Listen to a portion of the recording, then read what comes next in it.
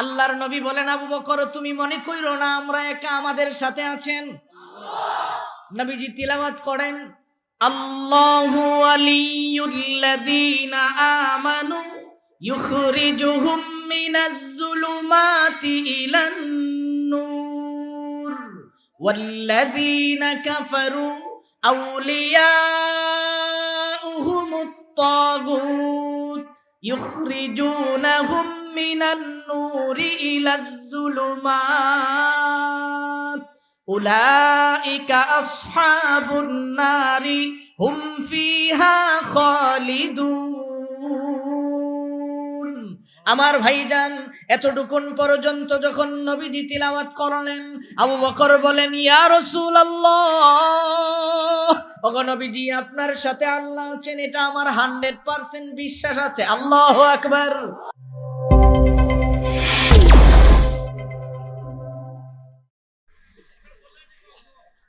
الحمد لله الذي خلق آدم بسلالة من طين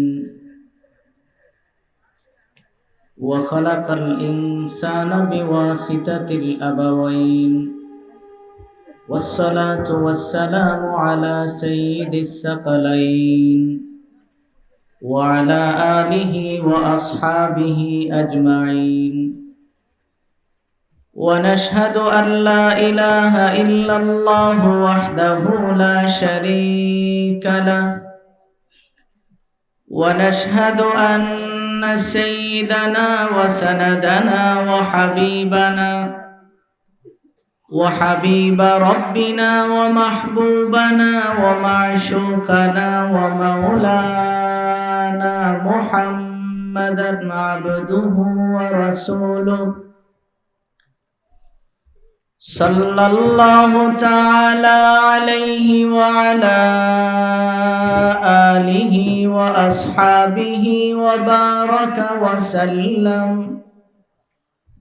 وسلم تسليما كثيرا. أما بعد فأعوذ بالله من الشيطان الرجيم. بسم الله الرحمن الرحيم. إن الله يأمر بالعدل والإحسان وإيتاء ذي القربى وينهى عن الفحشاء والمنكر والبغي يعظكم لعلكم تذكرون. صدق الله مولانا العظيم وصدق رسوله النبي الأمي الكريم ونحن على ذلك من الشاهدين والشاكرين والحمد لله رب العالمين. اللهم صل على محمد وعلى آل محمد كما صليت على إبراهيم وعلى آل إبراهيم إنك حميد مجيد. اللهم بارك على محمد وعلى آل محمد كما باركت على إبراهيم وعلى آل إبراهيم إنك حميد مجيد. আদর্শ ইসলামী সমাজ কল্যাণ পরিষদ, কাটালপুর মাঝপাড়া, ফেঞ্চুগঞ্জ, সিলেটের উদ্যোগে আয়োজিত 16তম বার্ষিক ইসলামী মহাসম্মিলনের বর্তমান অধিবেশনের শ্রদ্ধাভাজন সভাপতি সাহেব দামাত বারাকাতুহুম, উপস্থিত দেশ ও জাতির কর্ণধার হযরত উলামায়ে কেরাম, অত্র এলাকার বিভিন্ন অঞ্চল থেকে আগত ইসলাম প্রিয় মুসলিম ভাইরা, পর্দার অন্তরালে অবস্থানরত অত্যন্ত নম্রভদ্র ফরদানিশীন মা ও বোন, মহান রব্বে কারীমের নিকট শুকর আদায় করছি, যিনি অত্যন্ত দয়া করে মেহেরবানি করে আমাদের হায়াতটাকে দীর্ঘায়িত করে সুস্থ শরীরে ঈমানের সহিত বসে জমানার শ্রেষ্ঠ মানব উলামায়ে কেরামের জবান থেকে কোরআন ও হাদিসের কিছু কথা শোনার তৌফিক দিয়েছেন। এই জন্য আমরা সকলেই পড়ছি আলহামদুলিল্লাহ। আমার ভাই, আমি আপনাদের সামনে পবিত্র কোরআনে কারিমা থেকে সূরা নাহলের 89 নং আয়াত তিলাওয়াত করেছি। রব্বে কারীম যেন তিলাওয়াতকৃত আয়াত এবং হাদিসের আলোকে আমাকে ইখলাসের সহিত কিছু কথা বলার এবং আপনাদের সকলকে আমল করার নিয়তে শোনার তৌফিক দান করুক। সকলে বলি আমিন।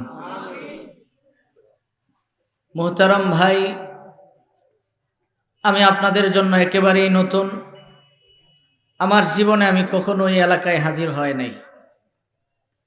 যেহেতু আমি নতুন মানুষ, এই হিসাবে আপনারা আমার তবিয়ত সম্পর্কেও জানা দরকার আছে, আমারও আপনাদের তবিয়ত সম্পর্কে বোঝার দরকার আছে। এই জন্য তিলাওয়াতকৃত আয়াতে যাওয়ার আগে শুরুতেই আপনাদের কাছে আমার তবিয়তটা স্পষ্ট করে ফেলি। আমি কোনোদিন একা ওয়াজ করতে পারি না। অর্ধেক আমি করি, বাকি সামনে যারা থাকে তারা অর্ধেক করতে হয়। আপনারা কি আমার সাথে কথা বলবেন? সবাই বলবেন? নাকি আমারে লাগাইয়া দিয়া বসে বসে ঘুমের সাধনা করবেন? এটা কি সম্ভব? মনে মনে ভাবতে পারেন, হুজুর আপনি এমন ধৈর্য মানুষ কেন? আচ্ছা, আপনারা বুঝে থাকলে জবাব দিবেন। মানুষ কি হাত দিয়ে হাঁটে না পা দিয়ে? সবাই বলেন। যারা কথা বলে না তাদের কি হাত দিয়ে হাঁটে? পা দিয়ে যখন হাঁটে তখন মানুষের হাত নড়ে কিনা? শীতের রাত জ্যাকেটের পকেটে দুইটা হাত ঢুকাইয়া দেখবেন, হাঁটার স্পিড পাওয়া যায় না। কথা বলেন ঠিক? মানুষ হাঁটে পা দিয়ে, কিন্তু হাত পায়ের আগে ডাইনে বামে সামনে পিছনে চলে, তাই না? কেন চলে? বুঝায় যে দোস্ত তুমি চলো, আর কেউ থাকুক না থাকুক আমি তোমার সাথে আছি। কথা বলেন ঠিক? এই জন্য আপনারা কথা বলে আমাকে একটু সহযোগিতা করতে হবে, যেন আমি বুঝি যে আপনারা আমার মাত বুঝতে আছেন। কথা বলবেন ইনশাআল্লাহ। 2 নম্বরে, যারা আমাদের ভলান্টিয়ারের কাজ করতেছেন আপনাদেরকে অনুরোধ করব, হয় বসে পড়েন না হয় চোখের সামনে থেকে দূরে চলে যান। কারণ আমাদের পাহারাদারি কে করেন? আওয়াজ দিয়ে বলেন। আমরা রে পাহারা দেওয়ান লাগতো না। পাহারা দেওয়ান লাগবো? মাগরিবের পরে কোরআন শরীফ থেকে কয়েকটা সূরা তিলাওয়াত করেছি, আয়াতুল কুরসি তিলাওয়াত করেছি। বিশ্বনবী বলছেন ফজর পর্যন্ত 70 জন ফেরেশতা আমাকে পাহারা দিবেন। তাইলে আমার এই পাহারাদারের দরকার আছে? দুনিয়ার জীবনে আমরা দুনিয়াতে আছি, তাই না? এই দুনিয়ার স্বতন্ত্র একটা নিয়ম আছে। যেখানে কোরআন ও হাদিসের আলোচনা হয় ওই জায়গায় মানুষকে জমে জমে বসতে বলেছেন নবীজি। কেন? মধ্যে যদি ফাঁকা জায়গা থাকে তাইলে ইবলিস বসে। ফাঁকা জায়গায় কে বসে? জোরে বলেন। ইবলিস আমাদের বন্ধু না শত্রু? শত্রুরে মানুষ আদর কইরা কুলে রাখে না লাত্তি মাইরা দূরে খেদায়? এই জন্য আপনারা শত্রুকে জায়গা দিতে পারেন না। মেহরবানি করে যার যার মতো করে মেহরবানি করে কেউ উঠতে হবে না, খালি 2 ইঞ্চি সামনের দিকে ধাক্কা দিলেই চলবে। আর যারা ধাক্কা দিয়ে সামনে আসবে ওদের জন্য বিশ্বনবী বলেন, মান সালাকা তারিকান ইয়ালতামিসু ফীহি ইলমা সাহালাল্লাহু লাহু বিহি তারিকান ইলাল জান্নাহ। নবীজি বলেন, যারা দিন শিখার কাজে আগায়া যায় আল্লাহ তাআলা তাদের জান্নাতের রাস্তা সহজ করে দেন। সুবহানাল্লাহ। এই জন্য আমার ভাই, শেষ হয়েছে আপনাদের কাজ। এখন সকলের নজর থাকবে আমার দিকে। কোন দিকে? আমার দেখতে পছন্দ হইছে না? দেখতে বেশি খারাপ? নজর আমার দিকে থাকতে হবে, নজর আমার দিকে, ঠিক আছে ইনশাআল্লাহ? ডানে বামে কোনো নজর হবে না, নজর হবে আমার দিকে। এই জন্য আসুন আমরা এখানে বসে কার শুকরিয়া আদায় করছি? ওয়াজ তো এদিকের মানুষ করলো, এদিকে হইল না। বলুন তো দেখি, কার শুকরিয়া আদায় করছি? লাভ না লস? অল্প না বেশি? বুঝা কইছেন? মোহতারাম ভাই, লাভ সংক্রান্ত বিষয়ে কথা বলতে গেলে আমি আমার তিলাওয়াতকৃত আয়াতে যাইতে পারবো না। এই জন্য সংক্ষিপ্ত দুই একটা কথা বলি। এই জায়গায় বসে আমরা সুবহানাল্লাহ পড়ি না? এটা এমন একটা পরিবেশ, পৃথিবীতে আপনি এরকম আরেকটা জায়গা পাবেন না যেখানে বসে থাকলেই সওয়াব হয়। আসতে বলেন, সওয়াব হওয়ার সম্ভাবনা আছে তো? সরকারি কোনো নিষেধ আছে? সুবহানাল্লাহ বললে পুলিশ ধরব? 3 মাসের জেল? 8 দিন বাড়িওলি খাওয়ান দিত না? যে একটা আওয়াজ দিছেন সুবহানাল্লাহ, এভাবে আওয়াজ দেয়? সুবহানাল্লাহর ফজিলত যদি কোনো মানুষ জানতো, ব্যবসায়ী হলে দোকানে একজন এককভাবে লোক রাখতো, সে খালি পড়বে সুবহানাল্লাহ। নাকি মনে মনে ভাবছেন এত কষ্ট করে আমি কইমু, সব নিব কেমুল্লাহ বেটা? সুলাইমান আলাইহিস সালামের নাম শুনছেন? উনি মনে হয় খুব গরিব আছিল। কি ছিল? বাদশা ছিলেন। কি ছিলেন? আওয়াজ দিয়ে বলেন। আজকে বাংলাদেশের ভিতরে মুসলমান দ্বিধা দ্বন্দ্বে ভুগতে ভুগতে এখন কোরআনের স্পষ্ট কথাগুলিও আওয়াজ দিয়ে বলতে কষ্ট হয়। সুলাইমান আলাইহিস সালাম কি ছিলেন? বাংলাদেশের প্রধানমন্ত্রীর সমান এরিয়া ছিল? ভারতের মোদির সমান? ইন্টারন্যাশনাল বাটপার ট্রাম্পের দেশের সমান? নাম্বার 1 সিটার চীনের সমান? ওনার বাদশাহী ছিলেন গোটা পৃথিবী জুড়ে। সুলাইমান আলাইহিস সালাম আল্লাহকে বললেন, রব আমি একটা বাদশাহী চাই, বাদশাহী আমারে এমন দিবা যেটা অতীতেও কাউকে দেও নাই, ভবিষ্যতেও কাউকে দিবা না। আল্লাহ তাআলা ওনাকে বাদশাহী দিলেন। বাদশাহী কি দিলেন এই ব্যাপারে কথা বলবো না, তবে এক জায়গা থেকে আরেক জায়গায় যাইতে যে বিমানটা ব্যবহার করতেন, তাফসীরে রূহুল মাআনির মধ্যে আসছে তার বিমানে ওনার ডাইনে বামে 2 লক্ষ যাত্রী চড়তে পারতেন। গোটা পৃথিবীতে এমন কোন বিমান তৈরি হয়েছে যেই বিমানে 2 লক্ষ যাত্রী উঠে? 2 লক্ষ যাত্রীর বিমান তৈরি হইলে এই সিলেট এয়ারপোর্টে ল্যান্ড করতে পারতো? পুরা বিভাগের সমান একটা এয়ারপোর্টের প্রয়োজন ছিল। ওনার বিমানের 2 নম্বরের বৈশিষ্ট্য ছিল কোনো তৈল পানির প্রয়োজন ছিল না। আওয়াজ দিয়ে বলেন ওনার বিমানের 3 নম্বরের বৈশিষ্ট্য ছিল ল্যান্ড করার কোনো এয়ারপোর্টের প্রয়োজন ছিল না। 4 নম্বরের বৈশিষ্ট্য ছিল কোনো পাইলট লাগতো না। আমি গত সফরে মিশর থেকে আসার সময়, আপনারা যারা বিমানে চড়েন ভালো করে জানেন, পাইলট একজন হয় না, পাইলট হয় 2 জন। কয়জন? মিশর থেকে রাত 1টায় বিমানে যখন চড়লাম, দুবাই টাইম সকাল 9টায় দুবাইতে আইসা যখন ল্যান্ড করলো বিমান, দীর্ঘ টাইম পরে পাইলটের পক্ষ থেকে যখন ল্যান্ড করার পরে বলে যে আপনাদের সাথে আমাদের সাথে লং টাইম 15 ঘন্টা 18 ঘন্টা ভ্রমণ করার জন্য আপনাকে ধন্যবাদ। এই সময়ে একজন আওয়াজ দিয়ে বললেন, দুঃখের সঙ্গে একটা সংবাদ জানাইতে হচ্ছে, আমাদের প্রধান পাইলট যিনি ছিল অল্প কিছুক্ষণ আগে তার জায়গায় বসেই সে ইন্তেকাল করছেন। 7 পাইলট নিয়ে আসছে। অথচ নবী সুলাইমান আলাইহিস সালাম যেই বিমান দিয়ে চড়তেন তার মধ্যে কোনো পাইলটের প্রয়োজন ছিল না। বাতাসের মাধ্যমে উনি চলতে পারতেন। সুলাইমান আলাইহিস সালাম চড়তেছেন, জমিনে একটু ছায়া পড়ছে। জমিনে একজন কৃষক কাজ করতেছিল। আপনাদের অঞ্চলের কৃষক যখন খেতে কাজ করে তখন আমার মতো এরকম সাদা কাপড় পরে যায়? পরনে একটা সিরাফারা গেঞ্জি থাকে, যেন দেখলেই মনে হয় তাই একজন মুক্তিযোদ্ধা। কারণ আজকে তো বাংলাদেশে ভুয়া মুক্তিযোদ্ধার আড়ালে অরিজিনাল মুক্তিযোদ্ধা হারিয়ে গেছে।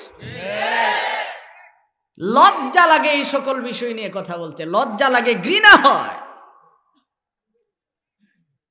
মোহতারাম ভাই, যেই কথা বলতেছিলাম, লুঙ্গি থাকলো একবারে বর্ডারের কান্দার থাকে, কৃষক কাজ করতেছে, হঠাৎ করে উপরের দিকে তাকায় এত বড় প্রাণী দেখছে। আমাদের বাংলাদেশের মানুষ হলে তো বলতো ও মাই গড। দেখেন না, দু একটা ইংরেজি বলতে পারলে এখন মানুষ মনে করে, তাই মনে হয় অনেক বড় বক্তা। এই মিয়া, তুমি ভালো করে চিনো কোরআন কি ইংলিশে হয়েছে? আমাদের নবী কি সাধারণ কোন নবী ছিল? আল্লাহ ইংলিশ ভাষায় কোরআন নাজিল করে নবীর ইংলিশ ভাষা দিতে পারতো না? বুমা মারলে আরবি শুদ্ধ করে বলতে পারে না, ইংলিশ বললেই বড় বক্তা হয়ে যায়। জাতির কপাল কি করে পড়ছে আপনি দেখেন। উপরের দিকে কৃষক থাকায়া বলছে সুবহানাল্লাহ। কি বলছে? ইংলিশ কইছে। রাগ করতেছেন? রাগ করে লাভ নাই তো। কি লাভ? কার সাথে আপনি রাগ করবেন? নিজেকে একটু প্রশ্ন করেন না, আমার কি দরকার ছিল আর কি পাইলাম? সুলাইমান আলাইহিস সালাম সঙ্গে সঙ্গে বাতাসকে বললেন না, ক্ষেতের লাইলেই ওনার 2 লক্ষ যাত্রীর বিমান ল্যান্ড করলেন। এখন কি মনে করেন কৃষকের অস্তিত্ব ঠিক আছে? তরতর করে কাঁপতেছে আর নিচে দা গরম পানি জড়তে আছে। সুলাইমান আলাইহিস সালাম ডাক দিয়ে বলে, এদিকে আয়। কি কইছস? আস্তাগফিরুল্লাহ, আমি কিচ্ছুই কই নাই। তরতর করে কাঁপতেছে। জিজ্ঞেস করছে, কি বলছো বলো? হুজুর, আমি আপনারে গালি দেই নাই। কি বলছো বলো? হুজুর, আমি পড়ছি সুবহানাল্লাহ। সুবহান শব্দ দিয়ে তো আল্লাহ কোরআনে একটা সূরাও নাজিল করেছেন, করেন নাই? সুবহানাল্লাযী আসরা বিআবদিহি লাইলাম মিনাল মাসজিদিল হারাম ইলাল মাসজিদিল আকসা আল্লাযী বারাকনা হাওলাহু লিনুরিয়াহু মিন আয়াতিনা। কে বলছেন সুবহান দিয়ে? কেউ কি ও মাই গড বলছেন? নবী সুলাইমান লোকটাকে বুকের মধ্যে জড়ায়া ধরে বলে, তুমি জানো তোমার সুবহানাল্লাহ শব্দটা আল্লাহর কাছে কত দামি? আমি সুলাইমানের গোটা বাদশাহীটা যদি এক পালায় রাখা হয়, তোমার সুবহানাল্লাহ যদি অপর পালায় উঠায়া দেওয়া হয়, এই কৃষক তোর পজিশন ঠিক নাই, কিন্তু তোর সুবহানাল্লাহর মূল্য আল্লাহর কাছে কোটি গুণ বেশি হয়ে যাবে। এই মিয়া, তুমি তো ওই সুবহানাল্লাহ পর জমিনে বসে রব্বে কারিম বলেন আর কিছু দেই না দেই, গোটা পৃথিবীর উপরের চামড়া উঠায়া এক গাঁটটি পরিমাণ সওয়াব তোর কান্দে আমি উঠাইয়া দেই। সুবহানাল্লাহ পড়তে তোমার কষ্ট হয়? বাহিরে দারোয়ানের মতো দাঁড়ায়া থেকে পাহারা দেওয়া, এটা ভাগ্য লাগে, তকদির লাগে যে এখানে বসে সুবহানাল্লাহ পড়ার তকদির লাগে। এই তকদির সকলের হয় না। কথা বলেন ঠিক? বাংলাদেশের মানুষ তো খুব চালাক। চালাক না? খুব চালাক। দেখবেন সার স্টলে বইসা বাম পায়ের উপরে ডান পা উঠাইছে, বাম হাতে একটা 4 কাপ ধরছে, ডান হাতে আঙ্গুলের সিফায় একটা দড়াইছে, একসাথে 4 কাম স্টার্ট করছে। চালাক না? কান দিয়া ওয়াজ শুনে মুখ দিয়া মোল্লা বেটার দোষ কয়। তো এর চেয়ে বড় চালাক আর কেউ আছে? আশরাফ আলী থানভী রহমতুল্লাহ আলাইহি লিখেন, কষ্ট পাইতেছেন? আশরাফ আলী থানভী রহমতুল্লাহ আলাইহি লিখেন, এক লোক খুব চালাক, নিজেরে খুব চালাক দাবি করে। ওই যে মাইকের আওয়াজে কিছু কিছু মানুষ আছে দূরে বসে ওয়াজ শুনে, কই কষ্ট করে এখানে যাইমু, মাইকের আওয়াজ তো আমার কানে আসতেই আছে। চালাক তো বাড়িতে শুয়ে শুয়ে ওয়াজ শুনতেছে, হুজুর বয়ান করছেন, হুজুর সারা তায়াম্মুম করে নামাজ আদায় করা যায়। এইটুকুন শোনার পরে তায়াম্মুমের মাসআলা শোনার আর সুযোগ হয় নাই, ঘুমায়া পড়ছে। রাত 3টার সময় ঘুম থেকে ওইটা চিন্তা করে, আজকে তো মাহমুদুল হাসান কাসিমি বলল নামাজ পড়তে উযু লাগে না। ইমাম সাহেব হুজুর কইছে তাহাজ্জুদ ফেরা দোয়া করলে আল্লাহ সব দোয়া কবুল করে। তাইলে উজু যদি না করণ লাগে শীতের রাত্রে নামাজ পড়তে অসুবিধা আছে? কষ্টর কামই তো উজু, বুঝেন নাই? শীতের দিন সবচেয়ে কষ্টের কাজ কি? উজু। শীতের দিনের উজু দেখবেন কাকের গোসলের মতো, আর গরমের দিনের উজু তো 50% গোসল। শীতের দিনেই কোন রকম খালি পানি সোয়া মসজিদে ঢুকে যায়, আর গরমের দিনে এই পর্যন্ত দয়, মাথা মাসে করে না, পুরা মাথা ধুয়ে পালায়। এই চিন্তা করে পাকঘরে ঢুকছে, তায়াম্মুম করবে। পাকঘরে যে পাতিলগুলি থাকে এইগুলি কালো না দলা? জোরে কন। হাত যখন দুইটা গসা দিছে কেমন হইছে? দুই সাফাত যখন মারছে, এখন কি মনে করেন চেহারার ইস্তারি আর ঠিক আছে? আস্তে আস্তে ঘরের ভিতরে ঢুকতে আছে। তার স্ত্রী চিন্তা করে আমরা ঘরের টাইম তো অত কালা না, এই কালাটা কি হতে পারে? মনে মনে সিদ্ধান্ত নিল এটা ভূত হতে পারে। ভূত তাড়াইতে গেলে মুইটটা ঝাড়ু লাগে। কি লাগে? ঝাড়ু লয়া যখন দৌড়ানি দিছে, ভাই সাহেব দৌড়তে দৌড়তে যায় ফুসকুনিত ফইরা সুবা টুবা খাইয়া উইটটা কো আল্লাহ চাইছিলাম না উজু করতাম, তুমি দি গোসল সহ করাইয়া দিলে। এই জাতীয় ওয়াজ যারা দূর থেকে শুনে, উজুর জাগাত গোসল করণ লাগতে পারে কিনা? জোরে বলেন। এই সমস্যার থেকে বাঁচতে হলে এখানে আসতে হবে, মনোযোগ দিয়ে শুনতে হবে। আল্লাহ তাআলা আমাদের সকলকে মনোযোগ সহকারে কথাগুলি শোনার তৌফিক দান করুন। আরো জোরে বলো না আমিন। এখন আসুন আমরা মূল কথায় যাই। আমি আপনাদের সামনে যে আয়াতটুকুন তিলাওয়াত করেছি, এই আয়াতটা হলো সূরা নাহলের 89 নম্বর আয়াত।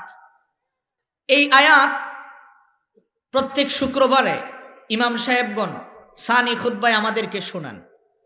এইটুকুন যখন শুনে বাঙালি শুনতে শুনতে এমন চালাক হয়েছে, তখন দেখবেন একজন আরেকজন দাঁড়ানি শুরু করে। তার মানে এরপরে আর কোনো সুযোগ নাই, এখন নামাজ শুরু হয়ে যাবে, প্রস্তুতি শুরু হয়ে যায়। প্রত্যেক শুক্রবারে আমরা যে আয়াত শুনি, আসুন এই আয়াতের ভিতরে আল্লাহ তাআলা কি বলছেন আমাদের একটু বোঝা দরকার আছে। আজকে না আগামীকাল? আজকেই শুনবেন ইনশাআল্লাহ। মনোযোগ আছে সবার? মোহতারাম ভাই, এখন আসুন আল্লাহর নবী বিশ্ব নবী মুহাম্মদুর রাসূলুল্লাহ, সবাই পড়েন সাল্লাল্লাহু। আমরা আশিকে রাসূল, আমরা কি? জোরে বলেন। আমরা কি দেয়ালে লেখা আশেক? ওই যে যারা লেখে মুজাদ্দিদে জামান, সদরঘাটের কামান, আন্তর্জাতিক বেঈমান, মাহবুবে সুবহানি, কুতুবে শয়তানি, সারা গায়ে সুলকানি, কত কিছু লেখে। এরপরে তার চেহারার দিকে তাকাইলে দেখবেন দাড়ির বংশও নেই। আর আমার ডানে বামে কত যোগ্য যোগ্য ব্যক্তিরা বসে আছে, ওনাদের নামের আগে 3 পৃষ্ঠা হেডিং থাকে। এই জন্য মনে রাখতে হবে, আশেক শুধু দেয়ালে লেখলে হয়। আমরা আশেকে রাসূল, যখনই নবীজির নাম শুনবো তাৎক্ষণিক পড়ব সাল্লাল্লাহু, পড়ব ইনশাআল্লাহ। আল্লাহ কবুল করুন। আল্লাহর নবী কোরআনের দাওয়াত দিচ্ছেন। কিসের দাওয়াত? কোরআনের। নবীজি কোরআনের দাওয়াত দিতেন, কোনো সন্দেহ আছে? হঠাৎ করে তারা যখন এই শব্দটা শুনলো, মুহাম্মদ এক আল্লাহর কথা বলে, একজন আরেকজনকে কয় 33 কোটি মানি, তারপরও কোনো কাম হয় না। একজনে আবার কি করে এত মুসিবত দূর করতে পারে? জোরে বলুন নাউজুবিল্লাহ। ওরা চমকায় উঠছে, হঠাৎ আবার কি করে হয়। যেমন আপনারাও তো আমার দেখা কিছু মানুষ কোডা শুরু হয়েছিল, যে হঠাৎ সারা জীবন শুনছি আল্লামা ওলিপুরি সাহেব আছেন, জুবাইর আহমদ আনসারী সাহেব আছেন, মুফতি বশির সাহেব আছেন, মাহমুদুল হাসান আবার কি। এই যে হঠাৎ আপনারা আমাকে দেখছেন, দেখে চিন্তা করছেন থাকবো কি থাকবো না, এরকম একটা সন্দেহ ছিল। কিন্তু ঠিক আল্লাহর নবী যখন কোরআনের কথা বলতেছিলেন, মুশরিকেরা বলতেছে হঠাৎ করে এসে কি বলে, তো একদল নবীজির কাছে যায়, আরেক দল আস্তে আস্তে দূরে যায়। এরকম করতে করতে দেখা গেছে বিশ্ব নবীর দলটাই একসময় অনেক বাড়ি হয়ে গেছে। সুবহানাল্লাহ। তাফসীরে বায়ানুল কোরআনের মধ্যে আল্লামা আশরাফ আলী থানভী রহমতুল্লাহ আলাইহি লিখেন, রহমাতুল্লিল আলামিন নবী যখন কোরআনের দাওয়াত দেন, বনি সাইফ গোত্রের একজন লিডার, যার নাম হলো আকসাম ইবনে সাইফ, সে একদিন তার গোত্রের লোকদেরকে ডাইকা বলতেছে, আমি তোমাদের কাছে একটা পরামর্শ চাই। কি পরামর্শ? আমি শুনেছি মক্কার জমিনে নাকি একজন লোকের আবির্ভাব হয়েছে যে নাকি বাপদাদার ধর্মের উপরে সুনকালি লাগায়। জুড়ে বলুন নাউজুবিল্লাহ। আমি সিদ্ধান্ত নিয়েছি তাকে দেখতে যাব। তার গোত্রের লোকেরা বলতেছে, আপনি আমাদের চেয়ারম্যান, আপনি যাবেন কেন? আপনি যাওয়ার আগে 2-4 জন লোক আমরাই যাই, যা দেখি ওখানে আপনি যাইতে পারেন কি না।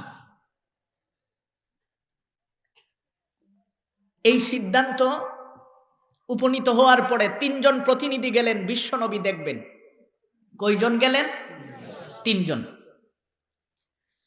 ওরা আসার সময় রাস্তার মধ্যে সিদ্ধান্ত নিছে 3 জনের একজন যায়া নবীজির সামনে বিশ্রীভাবে সামনে দাঁড়াবো, হাতার কাপড়গুলি গুছাইয়া লুঙ্গি আলগি দিয়া এমন একটা বিশ্রী অবস্থানে নবীজির সামনে যায়া দাঁড়াবে। আরেকজন সিদ্ধান্ত নিছে দেরা কথা বইলা তাকে কিছু জিজ্ঞেস করবে। 3 নম্বরে আরেকজন সিদ্ধান্ত নিছে আমি জিগাইমো, সে যে মানুষরে মন্ত্রতন্ত্র শোনায় তার মন্ত্রটাকে একটু শুনতে চাইব। জোরে বলুন নাউজুবিল্লাহ। নবীজি মন্ত্র বলতেন, ওয়ামা ইয়ানতিকু আনিল হাওয়া ইন হুয়া ইল্লা ওয়াহয়ুন ইউহা আল্লামাহু শাদীদুল কুওয়া যু মিররাতিন ফাস্তাওয়া। আল্লাহর কথা। মোহতারাম ভাই, যেই কথা বলতেছিলাম 3 জন আসলো। 3 জন আসছে, আয়েশা দেখে বিশ্বনবী কাবা ঘরের পাশে বসে বসে কোরআন শরীফ তিলাওয়াত করেন। সুবহানাল্লাহ। এই সময় উমর মুসলমান হয়েছে, কয়েকদিন হয়েছে মাত্র। উমরও নবীজির পাশে বসা।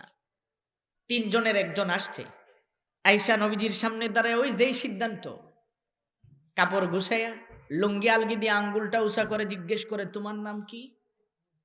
আল্লাহর নবী মুস্কি হেসে দিয়া বলে, আমার নাম মুহাম্মদ সাল্লাল্লাহু আলাইহি ওয়াসাল্লাম। মুসলমান ভালো করে শুনে রাখেন, এই জায়গা থেকে আপনার আমার নবী শিক্ষা দিয়েছেন, তোমাকে যদি কেউ বিশ্রী ভাষায় গালিও দেয় কিন্তু তুমি তাকে ঠান্ডা মাথায় জবাব দিবে। সুবহানাল্লাহ। 2 নম্বরে জিজ্ঞেস করে, তোমার বাবার নাম কি? আল্লাহর নবী মুস্কি হেসে দিয়ে বলেন, আমার পিতার নাম আব্দুল্লাহ। এইটুকুন বলার পরেই বিশ্বনবী তাকায়া দেখেন হযরত ওমর আস্তে করে এইভাবে হাতের কাপড়গুলি গুছাইতে আছে। বুঝেন কি করব? মুসাফা করব? জি, সাফার দাঁত একটাও থাকতো না। চোখগুলি তার গরম হয়ে গেছে, লাল হয়ে গেছে। আল্লাহর নবী বুঝতে পারছেন আমার উমর তো গরম। নবীজি আস্তে করে ডাক দিলেন, ওমর। বলার সঙ্গে সঙ্গেই 3 জনের একজন নিচে দিয়া পানি ছাড়া শুরু করে দিছে। বাপসে নবী মনে হয় ওমর রে ডাক দিছে। আরেকজন ধাক্কা দেখো কারবার সারলি কেন? ওমর তো মায়ের দিল হইলে নবী তারে তামায়া দিছে। জোরে বলুন সুবহানাল্লাহ। এই মিয়া শোনো, তোমার আমার যন্ত্রণা এলাকার থাকা যায় না। 5টা ছেলে যদি খালি সন্ত্রাস হয়, কটালপুর বাজারে হের যন্ত্রণায় মানুষ থাকতে পারে না। পল্লা কথাটাই জানো আমি কার বাপ? মরলে বুঝতার বা তুমি যে কার বাপ। আল্লাহর নবী বুঝাইলেন, লাইটল থাকলেও লাডি ব্যবহার করা চলবে না। উমর কি নরম ব্যক্তি? যে উমর ইসলাম গ্রহণ করার পরে নবীকে কি বলছিল? নবী আপনি আর ঘরে থাকবেন না, চলেন। কাবার পাশে দেয়া একজন মুয়াজ্জিন দাঁড় করাইছে। উমর তরবারি নিয়ে হাতিমে কাবা বরাবর দাঁড়িয়ে আছে। আবু জাহেল গোট থেকে তরবারি নিয়ে আওয়াজ শুনে দৌড় দিয়ে বের হয়েছে। আপনারা যারা হজ্জে গেছেন দেখবেন এই বরাবর কর্নারে হলো আবু জাহেলের বাড়ি। দৌড় দিয়ে আইসা এমন ভাবে হার্ট ব্রেক করছে উমররে দেখার পরে। অনেক সময় রাস্তায় দেখবেন কোন সময় ট্রাক যদি হার্ট ব্রেক করে চাক্কা টায়ার পুড়ে একটা গন্ধ বের হয়। এমন ভাবে তাফসীর কারকগণ লিখেন আবু জাহেলের ভিতর থেকে কলজা ফুইরা গন্ধ বের হইছে। সুবহানাল্লাহ। উমররে যখন দেখছে তরবারি লয়ে দাঁড়ানো, জিজ্ঞেস করে, উমর তুমি কি তার দলের না আমার দলের? উমর কো বাপ দিক্কা বুঝতে পারতেছো না আমি কার দলের? সুবহানাল্লাহ বলেন। এক বেটা টক বড়ি খাইতেছে। এখন টক বড়ি যদি খাই তার মুখ বলবে না এটা টক না মিষ্টি? কথা বলেন। চেহারার কন্ডিশনে বোঝা যায় না? আরেকজন জিগাই বাতিজা বড়িটা মনে হয় খুব মিষ্টি, তো ডাক দিয়ে কো বাপ দীক্ষা বুঝোস না বেটা, কদ্দুর মজা যে লাগতে আছে। ওমর কয় আমারে দেখা বুঝো না, আমি কার পাশে দাঁড়িয়ে আছি? আবু জাহেল কই এটা কেমনে হইল? পাঠাইলাম তোমারে তারে খতম করবার লেগে, এখন দি তুমি তার ধর্ম আরো জিন্দা করে দিলা। ওমর কো কার কাছে পাঠাইছো বুঝছো না তো, কারণ ইনি আল্লাহর কাছ থেকে ছায়া আমারে আনছেন। সুবহানাল্লাহ। সে ওমর নবীজি যখন আস্তে করে ডাক দিলেন থাইমা গেছে। 3 নম্বরে জিলা জিগাইব, উনি কয় আপনি নাকি ধর্ম টর্ম নাকি শুনান, আমার একটু শুনাইবেন। আল্লাহর নবী কয় শোনামো, বসো, কারণ আল্লাহ তাআলা তো আমাকে পাঠাইছেন মানুষকে কোরআন শোনানোর জন্য। সুবহানাল্লাহ। নবীজি কি তিলাওয়াত করবেন? ঠিক এই সময়ে জিবরাইল বিশ্ব নবীর সামনে আমার তিলাওয়াতকৃত আয়াত নিয়ে হাজির। সুবহানাল্লাহ। ইন্নাল্লাহা ইয়া'মুরু বিল আদলি ওয়াল ইহসান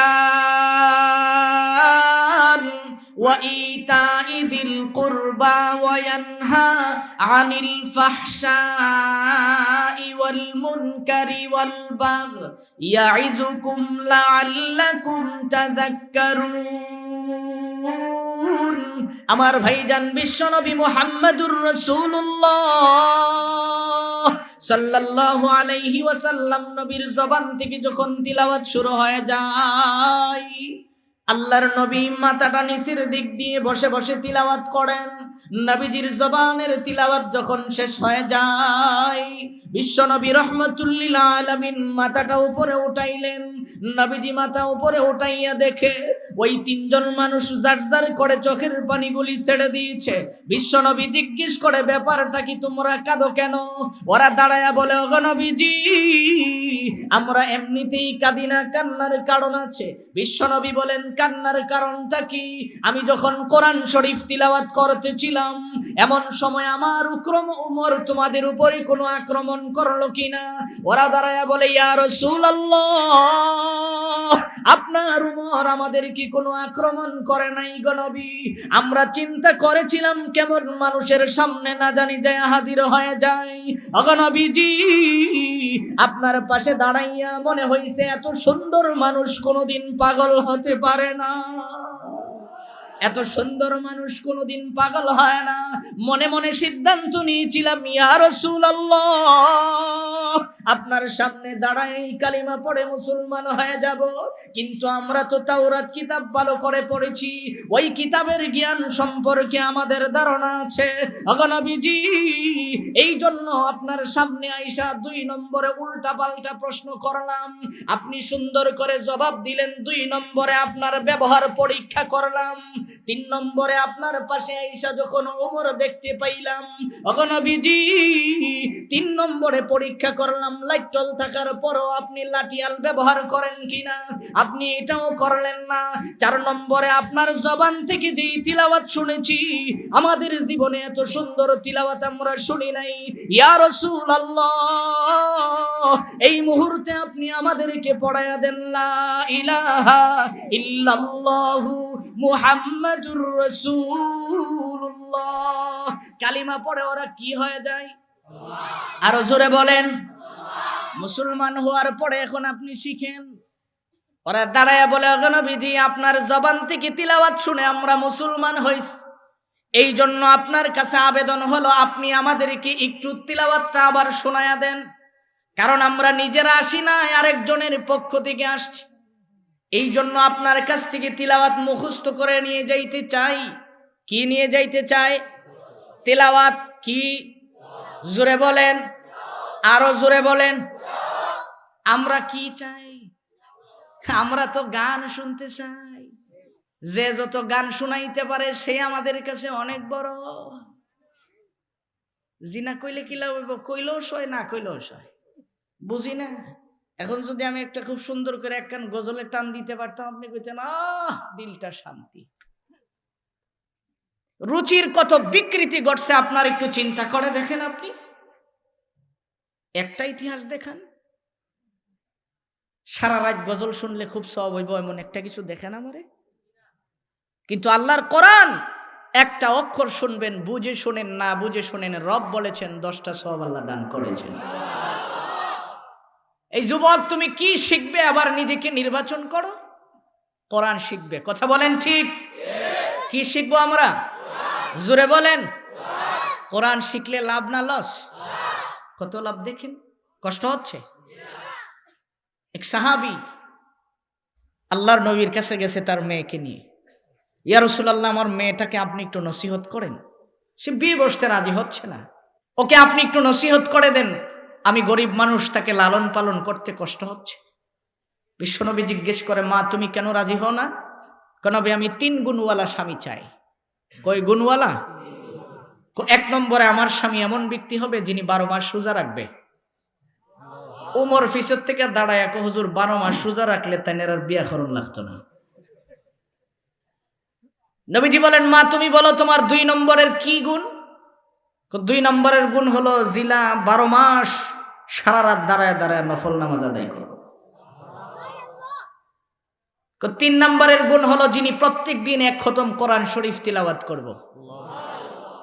পিছন থেকে একজন দাঁড়াইছে, দাঁড়ায় হুজুর 3 গুণই আমার মধ্যে আছে, দেখতে যেহেতু সুন্দর দেখা যা, বিয়াটা খালি ফরাইয়া দিলেন। উমর আচানক হয়ে গেছে, কি ব্যাপার? যেখানে আবু বকর, উসমান, আলীর মতো ব্যক্তি বসা, তারা রাজি হয় নাই, আর সে বলতেছে হুজুর আমার মধ্যে 3 গুণ আছে। বিয়ে হয়ে গেছে, বাড়িতে গেছে, রাত্রে খায়া নাক টাইনা একটা ঘুম দিছে। যেই ফজরের আজান হইছে, স্ত্রী ধাক্কায়া ঘুম থেকে উঠাইছে। মহিলা ভাবতেছে ও সারা রাত নামাজ পড়ার কথা, নামাজ তো 1 রাকাতও পড়লো না, এই যে ঘুমাইলো, আচ্ছা দেখি রোজানি রাখে। নামাজ পড়া দৌড়ে আইসে বাড়িতে আগে খাইয়া লইছে। ফজরের পরে খাইলে রোজা রাখন যায়? সারাদিনে তাই 10 বার খাইছে। মেজাজ তো শুলো আর নাই গরম। সন্ধ্যার সময় বাড়িতে এসে ঘরে আইও না, তোমার সাথে কোনো কথা নেই, নবীর দরবারে যাবো, তোমার বিরুদ্ধে নালিশ করবো, এরপরে হিসাব নিকাশ হবে। স্ত্রী দৌড়াইয়া গেছে স্বামীর কাছে, যাইয়া বিশ্বনবীর কাছে বিচার দিলেন, হুজুর কি স্বামী দিলেন, হের মতো বাটপার তো আর কেউ হতে পারে না। ওমর কো, হুজুর বুঝছিলাম আগে ওই। এমনি নবীজি তাকায় দেখে ওই লোক পিছনে দাঁড়ায় রয়েছে। নবীজি জিজ্ঞেস করে, কি ব্যাপার? হুজুর আপনি বলেন না আপনার কথা সত্য কিনা? নবীজি বলেন, তোর গটকালি করে তো আমার ভালোই লাভ হয়েছে, তুই নবুয়তির উপরে প্রশ্ন উঠাই দিলি। হুজুর আপনি বলেন আপনার কথা সত্য কি না? আমার কথা সত্য কি না এরকম বললে ঈমান থাকবে। এই কথা বলার সঙ্গে সঙ্গে বলতেছে, ইয়া রাসূলুল্লাহ আপনার জবান থেকে শুনছি কোন ব্যক্তি যদি রমজানের রোজাগুলি গুরুত্ব সহকারে রাখে, শাওয়ালের 6টা রোজা রাখলে আল্লাহ তাআলা তাকে 1 বছর নফল রোজার সওয়াব দান করেন। হুজুর আমি তো শাওয়ালের 6 রোজা রাখছি, আমি তো 1 বছরের সওয়াব আমার ঘরে রিজার্ভ করে নিয়ে গেছি। সুবহানাল্লাহ। এবার ডাক দিয়ে কয়, কি বলো তোমার 2 নম্বরের অভিযোগ? বুঝলাম সালাকি কইরা রোজা নিলেন গা, তো সারা রাতের নফল নামাজ গেল কই? নবীজি ডাক দিয়ে বলে, বলো তোমার অভিযোগের খণ্ডন করো। হুজুর আপনার জবান থেকে শুনছি কোন ব্যক্তি ইশারার নামাজ যদি জামাতের সহিত আদায় করে, আল্লাহ তাআলা তাকে অর্ধরাত নফল নামাজ আদায়ের সওয়াব দান করেন। মহিলা লাভ দি উঠটা কো, প্রথম রাত তো এমনি এমনি জায়গা, শেষ রাতের সওয়াব কই? স্বামী ডাক দেয়া কই, রাখো না আমি একটু শেষ করি। হুজুর আপনার জবান থেকে শুনছি কোন ব্যক্তি যদি ফজরের নামাজ জামাতের সহিত আদায় করে, বাকি অর্ধরাত নফল নামাজ আদায়ের সওয়াব আল্লাহ তাকে দান করেন। নবীজি আমি তো 1 রাতের সওয়াব পাইছি। মহিলা কই, বুঝলাম, কিন্তু কোরআন তিলাওয়াত পাইলা কই? তুমি তো কোরআন শরীফ পড়ো নাই। রাহমাতুল লিল আলামিন নবীর সামনে দাঁড়ায় ওই সাহাবী বলতেছি, ইয়া রাসূলুল্লাহ আপনার জবান থেকে শুনছি কেউ যদি সহিহ শুদ্ধ করে সূরা ইখলাস 1 বার তিলাওয়াত করে, রব্বে কারীম তাকে 10 পারা কোরআন তিলাওয়াতের সওয়াব দান করেন। আমি নবী 3 বার তিলাওয়াত করে ঘুমাইছি। মহিলা আবার লাভ দিয়ে ওইটা স্বামীর গলা জড়াইয়া দৌড়ে বলে, আমি তো এমন স্বামী চাই যিনি কাজ করবে কম, সওয়াব নিবে অনেক বেশি। এই যুবক ভালো করে শুনে রাখেন, 3 জন ব্যক্তি কি নিয়ে আসলেন? কোরআন শরীফ। কি নিয়ে আসলেন? জোরে বলেন। নবীজি 2 থেকে 3 বার তিলাওয়াত করার পরে ওই সাহাবী বলতেছি, ইয়া রাসূলুল্লাহ আমার এমন ভাবে সিনার ভিতরে ঢুকছে, আপনার তিলাওয়াত এমন ভাবে আমার সিনাই ঢুকছে, আমি মরণের আগে আর কোনোদিন ভুলবো না। উনি বাড়িতে চলে গেলেন। তিনজন ব্যক্তি বাড়িতে যায়, ওরা ওরার মতো করে চলতেছে, কোনো কথা বলে না। আকসাম ইবনে সাইফের বাড়িতেও যায় না। 5-7 দিন পরে সে একজন লোককে বলল, দেখো না, ওই যে তিনজন ব্যক্তিকে মুহাম্মদের দরবারে পাঠিয়েছিলাম, তাদের কি অবস্থা একটু খবর নিয়ে আসো। একজন দূত গেলেন, যায় দেখে তিনজনই তো দিব্যি আরামসে ঘুরতেছে। একজনরে জিজ্ঞেস করে, কি ব্যাপার, নেতা না তোমাদেরকে পাঠিয়েছিল একটা কাজ দিয়ে? ও দাঁড়ায় বলে, নেতা আবার কে? আমাদের নেতা তো হলো বিশ্বনবী মুহাম্মদুর রাসূলুল্লাহ সাল্লাল্লাহু আলাইহি ওয়াসাল্লাম। এইটুকুন বলার পরেই যিনি দূত গেছিল সে যায় উল্টা পাল্টা আকসাম ইবনে সাইফের কাছে লাগাইছে। ওই যে দেখেন না, আমরা দেশের ঘটকরা যে কারবারগুলি করে, বাড়ির যদি একটা ভাঙ্গা ঘর থাকে, আইসা এটারে মোটামুটি একটা একতলা বিল্ডিং বানায়। আজকে কিন্তু সমাজে সমস্যাও হচ্ছে। এই কারণেই কিন্তু বিবাহ বন্ধনে অনেক সময় সারাসারি পর্যন্ত হয়ে যায়। আমাদের সমাজে দেখবেন ঝগড়াও লাগাই তৃতীয় পক্ষ একজন। কথা বলেন ঠিক? ওই দূত যে আকসাম ইবনে সাইফের কাছে উল্টা পাল্টা বলছে, উনি তো আমাদের মতো না, নবীর যুগের মানুষ, খুব বিচক্ষণ। সে বলতেছে, আমি নিজ কানে শুনতে চাই। কি কানে শুনতে চান? রওনা করছে। রওনা যখন করছে, কিছু দূর যাওয়ার পরেই লোক লস্কর বলতেছে, আপনি আমাদের নেতা, আপনি একা যাবেন কেন? আমাদেরকেও নিয়ে চলেন। আকসাম ইবনে সাইফ চিন্তা করছে, আমি চাইছিলাম বিষয়টা একা জানতে, এখন যেহেতু এত লোক ঢুকছে, তাদের সামনে তো যদি গালি দিয়েও থাকে, আমার ইজ্জত সম্মান তো আর থাকবে না। রওনা করছে। আস্তে করে আকসাম ইবনে সাইফ যে ঘরের ভিতরে ঢুইকা দরজাটা বন্ধ করে দিছে। ওই তিনজন ঘরের ভিতরে, বাহিরে আর কেউ নাই। এই তিনজন ঘরের ভিতরে নেতা ঢুইকা জিজ্ঞেস করতেছে, তোমরা নাকি আমারে গালি দিছ? ওরা বলেন, গালি দিব কেন? কারণ এমন নবীর ধর্ম গ্রহণ করছি যেই নবীর ধর্মের ভিতরে গালি দেওয়া যায়। সবাই বলেন, গালি দেওয়া যায় না। আমরা যদি কেউ গালি দেই, বুঝতে হবে এরা এই নবীর সুন্নত পালন করছে। মনে রাখতে হবে, মুসলমান, শিক্ষা গ্রহণ করেন। তারপর একজন ওইটাকে, তারপর উমর দেখছি। উমর বলার সঙ্গে সঙ্গে আকসাম ইবনে সাইফ তরতর করে কাঁপ শুরু করছে। আরেকজন কই, নেতা কাঁপেন না, চোখ দিয়ে উমরে দেখছি। দেখার পর ওই স্ট্রোক করে মরছত না? মরতাম খেনে। মুহাম্মদুর রাসূলুল্লাহর কথা এমন ভাবে উমর মানে, উমর তো আমাদের দিকে খালি হাত টাত গুছায় আসতেছিল, নবী উমর কয়ে ডাক দেওয়ার সাথে সাথে মাথা নিচের দিকে দিয়ে ফেলছে। কোথায় নাকি উমর থাকার পরেও তোর আর সাফার পজিশন এখনো জাগাত আছে? জি। তারপর কি পাইছত? কোনার কাছ থেকে যায় যে আদর্শের কথা শুনছি, আপনি যদি আদর্শ জানতেন, আপনার কাছেও আমরা যাইতে পারতাম না। কি শুনছ? সঙ্গে সঙ্গে উনি দাঁড়ায়া কোরআন তিলাওয়াত শুরু করলেন। সুবহানাল্লাহ। আমাদের নবীজিকে যখন মক্কার মুশরিকেরা উপাধি কি দিব, একজনে কই পাগল দিমু, আরেকজন কোন পাগল দিলে মানুষ বিশ্বাস করতো না, এত সুন্দর মানুষ পাগল হয়। কোথাইলে জাদুগির বলি। জাদুগির বলার জন্যে ওরা বহুদূর থেকে, ইয়ামান থেকে জামান নামক পাদ্রীরে ধরে আনছে, জাদু দেখাইবা। ও আয়েশা তার তাওরাত কিতাব পড়া দেখছে যে নবী হওয়ার যত গুণাগুণ আছে সবগুলি ওনার মধ্যে বিদ্যমান আছে। সুবহানাল্লাহ। জামান দূর থেকে এই বস সিলিন্ডার আপনাকে কাছে আয়েশার সাথে সাথে নবীজির হাত ধরে কালিমা পড়ে মুসলমান হয়েছে। এখন কই জাদু দিয়েও পারা যাইতো না, তাইলে এক কাজ করি, ওনারে কবি কইয়া ফালাই। কবি যখন বললেন, একজন আরেকজনকে প্রশ্ন করে, তার তো কোনো স্বাভাবিক কোনো শিক্ষা নাই, তাইলে উনি কবি হয় কি করে? আরবি কবিতার একটা সিস্টেম আছে, প্রথম লাইনের শেষ অক্ষর এবং শেষের লাইনের শেষ অক্ষর যদি এক হয়ে যায়, এটা একটা কবিতা হয়ে যায়। ওরা এখন হিসাব মিলাচ্ছে, নবীজি কোরআন তিলাওয়াত করেন, ওয়াশ-শামসি ওয়াদুহাহা ওয়াল কমারি ইযা তালাহা ওয়ান নাহারি ইযা জাল্লাহা ওয়াল লাইলি ইযা ইয়াগশাহা ওয়াস সামাই ওয়া মা বানাহা والأرض وما طحاها ونفس وما سواها فألهمها فجورها وتقواها قد أفلح من زكاها وقد خاب من دساها كذبت ثمود بطغواها إذ انبعث أشقاها فقال لهم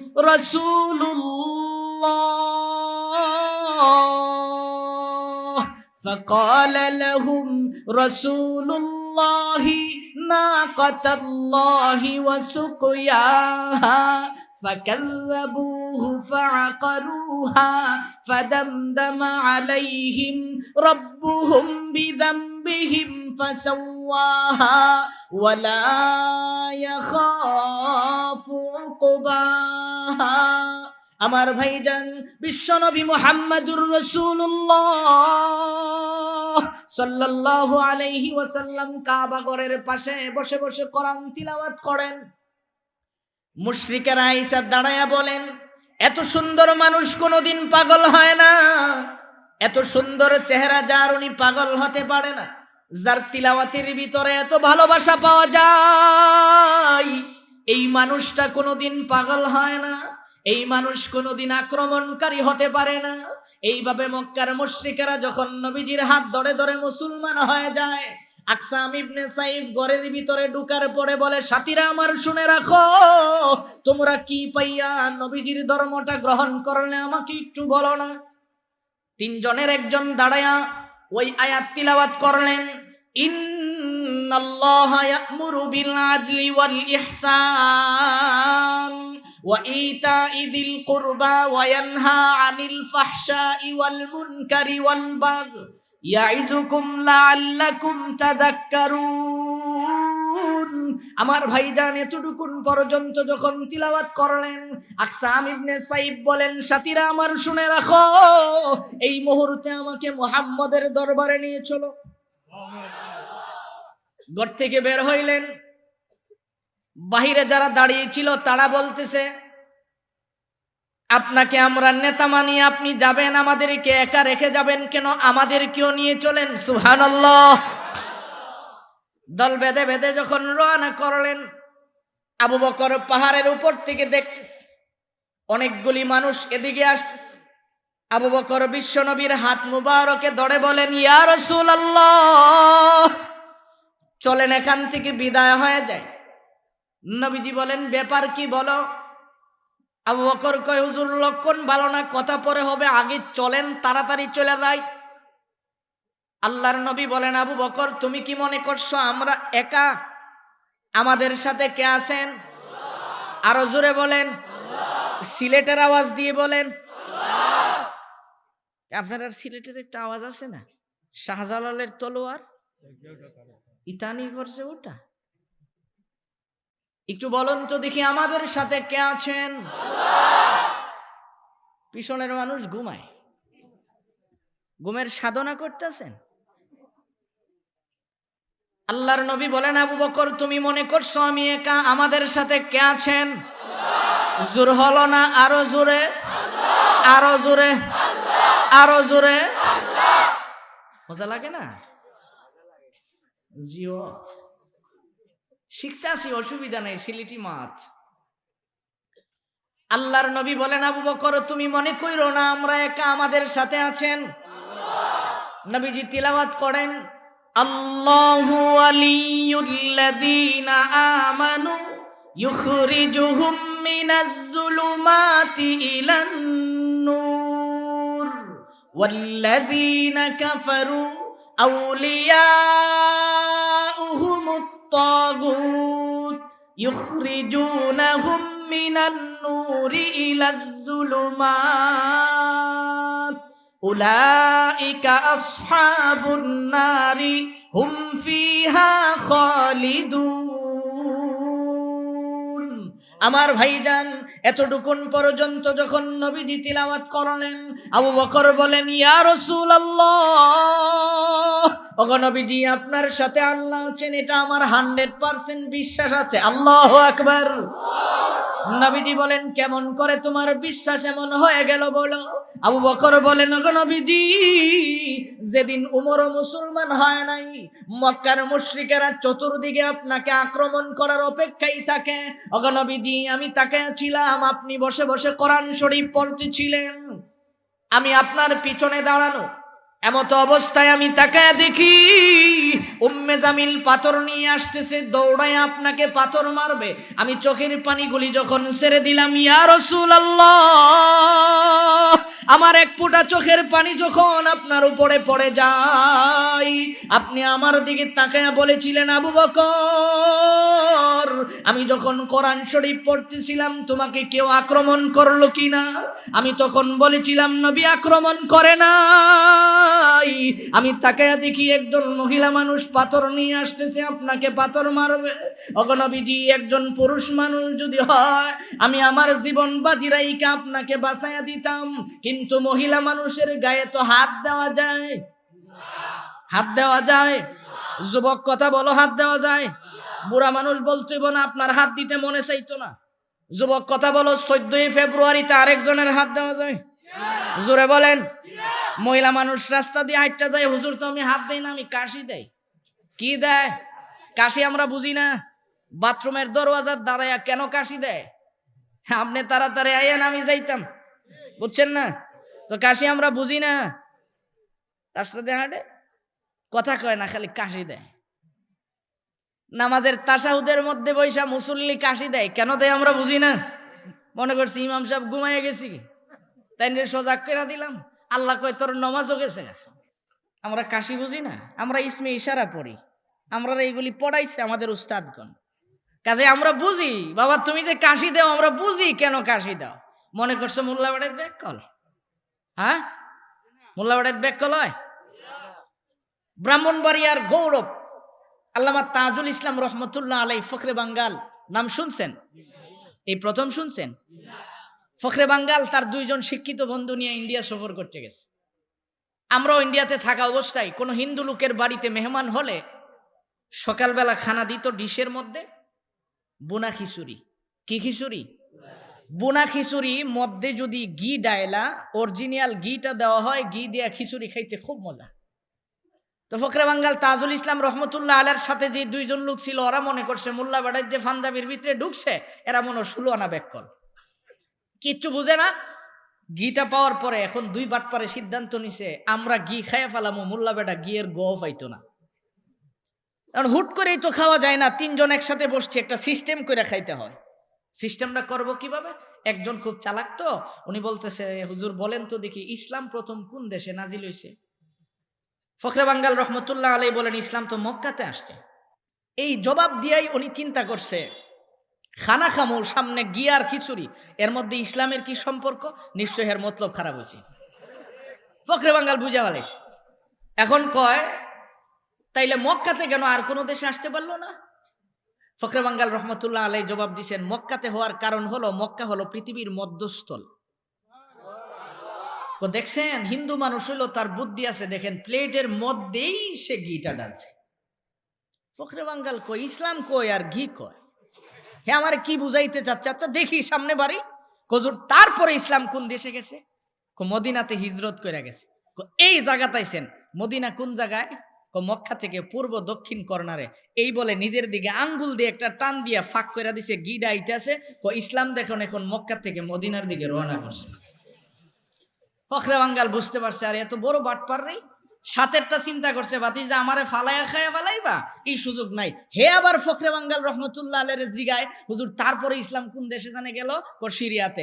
সিরিয়া কোথায়? পূর্ব উত্তর কর্নারে। এই যে দেখেন, ইসলাম এখন সিরিয়ার দিকে হিজরত করছে। ফখরে বাঙ্গাল রাখো, আমি দেখাইতাছি ইসলাম কোন দেশে গেছে। এমনি হাত বইচ্চা পুরা প্লেটের মধ্যে লারাদা ঘি মাইক্যা, ইসলাম এখন গোটা পৃথিবীর মধ্যে ছড়াইয়া গেছে। খাইবা মোল্লা বেড়াতে বেশি মনে করছো ব্যাককল? মোল্লা বেড়ায় ব্যাককল হয়? সরল হয়, ব্যাককল হয়? জোরে বলেন, ব্যাককল হয়?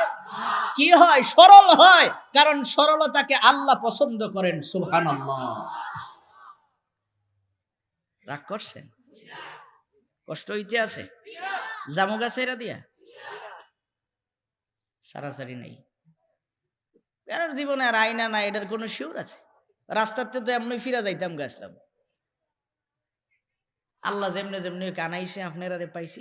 এখন আসুন, যেই কথা বলতেছিলাম মোহতারাম ভাই, আবু বকর কয়, হুজুর মহিলা মানুষ, তার গায়ে তো হাত দেওয়া যায়? কথা বলেন। মুসলমান কোন বেগানা নারীর গায়ে হাত দেয়? আবু বকর ডাক দিয়া বলেন, ইয়া রাসূলুল্লাহ, চোখের পানিগুলি আমি এই জন্য ছাড়তেছি নবী, মহিলা মানুষের গায়ে হাত দেওয়া যায় না। পুরুষ মানুষ হলে আপনাকে আমি বাঁচাইতাম, মহিলা মানুষের কাছ থেকে আমি কি করে হেফাজত করব?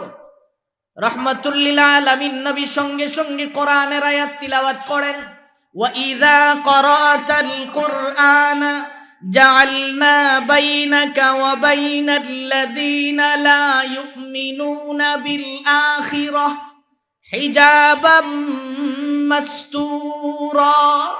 নবী তিলাওয়াত যখন শেষ হয়ে যায়, আবু বকর বলে, ওগো নবীজি, আমি তাকায়া দেখি উম্মে জামিল পাথর নিয়ে আমার সামনে এসে থমকে দাঁড়াইছে। দাঁড়ায়া বলে, আবু বকর, তোমাকে দেখা যায়, তোমার বন্ধুর আওয়াজ শোনা যায়, তাকে দেখা যায় না কেন? আল্লাহু আকবার। নবীজির হিফাজত কে করছেন? আরো জোরে। আবু বকর বলে, ওগো নবীজি, আমি বুঝতে পারলাম আপনার হিফাজত করেছেন আল্লাহ, এই জন্য আমি আরেকটু সুযোগ নিলাম। উম্মে জামিলকে বললাম, পাথর না মারবা, মারো। উম্মে জামিল কই, জানো না আমার বয়ে তো তোমার বন্ধু পালায়া গেছে। আবু বকর কয়, বলদে কয় কি? আমি তাকায়া দেখি নবী তো আমার রানের উপরে মাথা রাইখা ঘুমাইতেছে। সুবহানাল্লাহ। উম্মে জামিল রে কয়, খালি সামনে পাথর মার, আমার বন্ধু তো সামনে আছে। উম্মে জামিল দাঁড়ায়া তরতর করে কাঁপতেছে, চোখের পানিগুলি জারজার করে ছেড়ে দিয়া বলে, আবু বকর শুনে রাখো, সুযোগ পাইয়া তুমি সদ্ব্যবহার করলা, আমি যে পাথর মারবো আমার হাতের স্প্রিং জার ঘুরানো। হাতের শক্তি কার কাছে? জোরে বলেন। মুমিনদেরকে হিফাজত কে করেন? আরো জোরে। আল্লাহ তাআলা বলেন, আলাম তারা কাইফা দারাবাল্লাহ মাসালান কালিমা তাইয়িবাতান কাশজারাহ তাইয়িবাতিন আসলুহা সাবিত ওয়া ফারউহা ফিস সামা তুতি উকুলাহা কুল্লা হিনিন বিইذনি রাব্বিহা ওয়া ইয়াদরিবুল্লাহুল আমসালা লিন্নাস লাআল্লাহুম ইয়াতাযাক্কারুন ওয়া মাসালু কালিমা খাবিসাতিন كالشجرة خبيثة اجتثت من فوق الأرض ما لها من قرار। আমার ভাইজান আল্লাহ তাআলা বলেন, নবী আপনি বলেন, দেখো দেখো, তাকায়া দেখো, যারা বলে লা ইলাহা ইল্লাল্লাহ, লা ইলাহা ইল্লাল্লাহ, লা ইলাহা ইল্লাল্লাহ, আল্লাহ তাআলা বলে, আলাম তারা কাইফা দারাবাল্লাহ। নবী আপনি বলেন, যারা বলে লা ইলাহা ইল্লাল্লাহ, তাদের এই ইল্লাল্লাহকে আমি একটা দৃষ্টান্ত দিলাম, তাদের ঈমানকে আমি দৃষ্টান্ত দিয়ে বুঝাইলাম। আলাম তারা কাইফা দারাবাল্লাহ মাসালান কালিমা তাইয়িবাতান কাশজারাহ। নবী আপনি বলেন, তাদের ঈমানকে আমি পবিত্র একটা গাছের সাথে দৃষ্টান্ত দিয়ে দিলাম। সুবহানাল্লাহ। কোন গাছের সাথে? পবিত্র গাছ। জোরে বলুন, কোন গাছ? এখন আসুন, গাছ হয় চার জিনিসের ভিত্তিতে। 1 নম্বরে শিকড়, 2 নম্বরে মূল বডি, 3 নম্বরে শাখা প্রশাখা, 4 নম্বরে ফল ফলাদি। এই 4 জিনিসের নাম হয় গাছ। কয় জিনিস থাকলে পরিপূর্ণ গাছ হয়? 4 জিনিস। আল্লাহ যে ঈমানকে পবিত্র গাছের সাথে দৃষ্টান্ত দিলেন, এটা বোঝার জন্য আমরা সহজে বুঝে নেই। ঈমান নামক গাছের শিকড় দুই জিনিস যখন মানুষের ভিতরে ঢুকে, রহমাতুল্লিল আলামিন নবী বলেন, তখন তার ঈমানের গাছের শিকড় মজবুত হয়ে যায়। কি হয়েছে ওইদিকে? কি নজর তো আমার দিকে থাকবে। আমাদের হায়াতের মালিক কে? রিজিকের মালিক। টাকা পয়সা কে দেন? বিয়া কে করেন? দেখছেন ওইদিকে সাউনে মনোযোগ কই গেছে? বিয়া আল্লাহ করেন।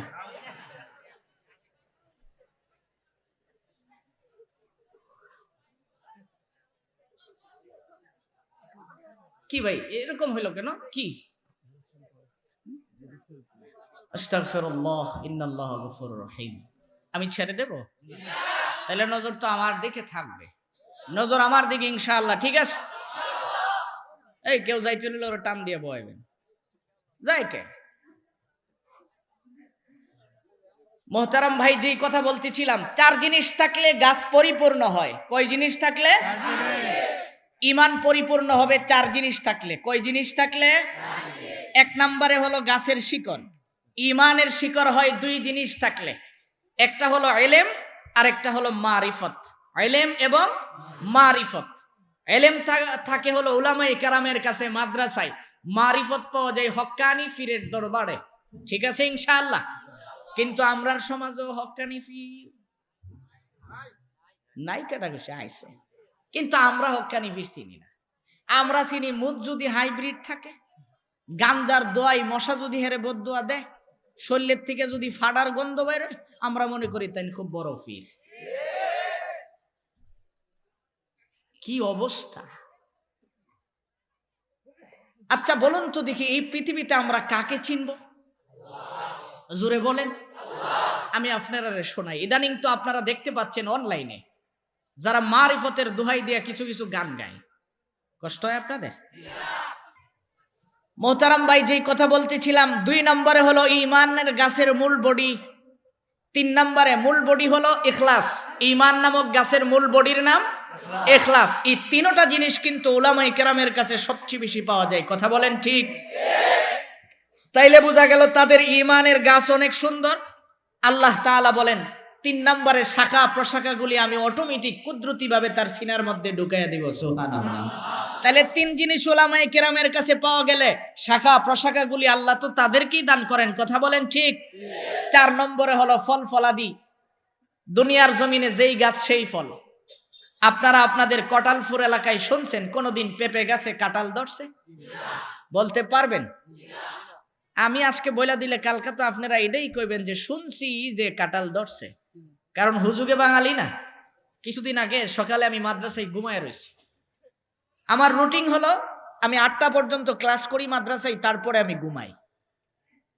রাত্রে যতটাই ফিরি আমি ফজরের পরে ক্লাস করি। ঘুম থেকে আমারে বাবুর্চি ডাইকা উঠাইছে, হুজুর উঠেন, 5,000 টাকা দেন। আমি বললাম কেন? লবণ কিনবো। আমি বললাম আমি কি সামরার ব্যবসা লইছি কোরবানির যে লবণ দিতে হইব সামরাত? হুজুর শুনেন নাই, লবণের দাম তো বাইরে যাইতেছে। হুজুগ না এটা? বাঙালি তো হুজুগে চলে। এই জন্য মোহতারাম ভাই, আল্লাহ তাআলা বলেন আমার ঈমান নামক গাছ একমাত্র গাছ যেই গাছ দুনিয়াতে ফল দিবে দুইটা। একটা হলো দুনিয়াতে শান্তিময় জীবন, আর একটা হলো পরকালে বিনা হিসাবে জান্নাত। আল্লাহ শান্তিময় জীবন কি করে দেয়? আপনি দেখেন ইমাম সাহেব যেই রুমের ভিতরে ঘুমায়, ছেলে মেয়ে 10 জন, বেতন পায় 5,000। তারপরে কি তার কোনো ব্যাংকের লোন আছে? ওর মনের ভিতরে কোনো অশান্তি আছে? কোনো অশান্তি নেই। ঘুমের ট্যাবলেট খায়? আশরাফ আলী থানভী রহমতুল্লাহ আলাইহি বলেন, এক লোক দারোয়ান রাখছে বাড়িতে। দারোয়ান যে চেয়ারে বসে, চেয়ারটা স্বর্ণের হয়? কথা বলেন সবাই। ভাঙা একটা চেয়ার, পাগুলি নরবরে। বৈশা বৈশা লোক ঘুমাইতেছে, মশা তার চতুর্দিক দিয়ে মিছিল করতে আছে। বাড়ির মালিক দুতলা ডুপ্লেক্স বাড়ি, তো বারান্দা দিয়ে ঘুরতেছে আর একটার পর একটা টানতে আসে, ঘুম ধরে না। রাত 4টার পরে ঘুমাইতে গেছে। সকালবেলা দারোয়ানকে ডাক দিছে, দারোয়ান এদিকে আয়। তোকে আমি কেন রাখছি? আপনার বাড়ির সিকিউরিটির জন্য, পাহারার জন্য। তাইলে তুই দি ঘুমাইলি, আমি দি তোরে সারা রাত পাহারা দিলাম। দারোয়ান মুস্কি হেসে দিয়া বলে, স্যার এটাই তো উপরওয়ালার কাজ। বেতন দেন আপনি, আপনার বেতন খাই, কিন্তু উল্টা আপনি আমাকে পাহারা দিয়ে ঘুম পাড়ান।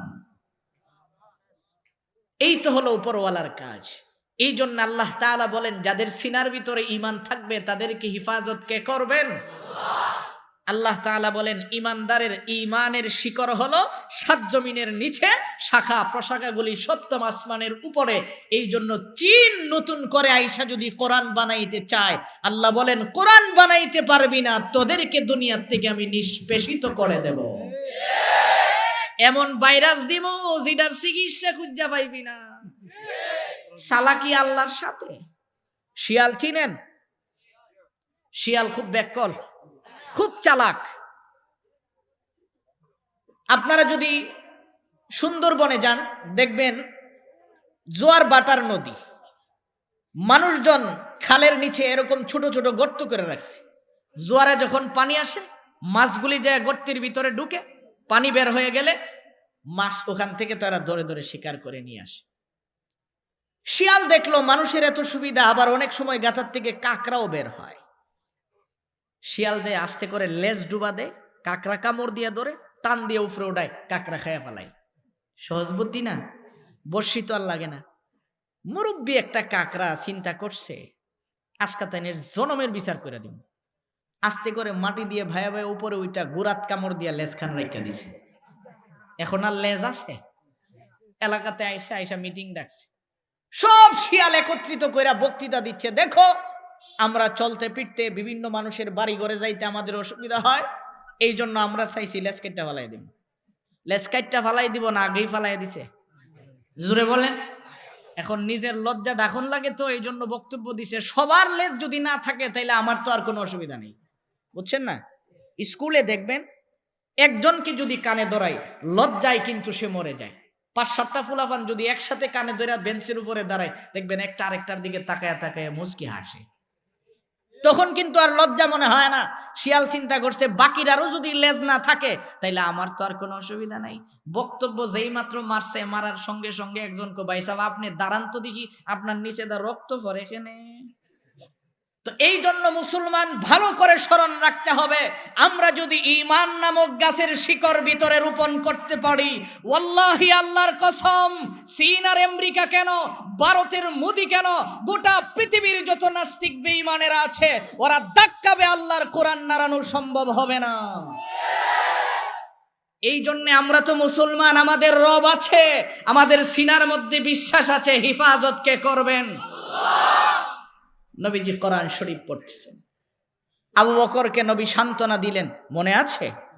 দল বাইদা বাইদা যখন আসতেছে, ওমর দাঁড়ায়, হুজুর আমার একটু সুযোগ দেন, আমি তরবারিটা নিয়ে দাঁড়ায় থাকি। আল্লাহর নবী বলেন, জি না, দরকার নাই। তাইলে হুজুর তরবারি রাইখকে আমি খালি খালি দাঁড়াই? কোনো দরকার নাই।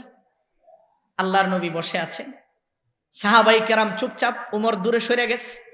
আকসাম ইবনে সাইফ সামনে আসছে, আয়েশা মুস্কি হেসে দিয়ে বলে, ইয়া রাসূলুল্লাহ, এই তিনজন লোকের কাছ থেকে আপনার ব্যাপারে যা শোনার আমি শুনছি, আপনি খালি একটু আপনার জবান থেকে সেই তিলাওয়াতটুকু আমারে শোনায়া দেন। সুবহানাল্লাহ। কালিমা পড়ে নবীর জবান থেকে তিলাওয়াত শুনা সঙ্গে সঙ্গে মুসলমান হয়ে গেছে। মুহতারাম ভাই, যেই আয়াত শোনার পরে এতগুলি মানুষ মুসলমান হইল, আয়াতের ভিতরে আল্লাহ কি বলছেন একটু বোঝা দরকার আছে।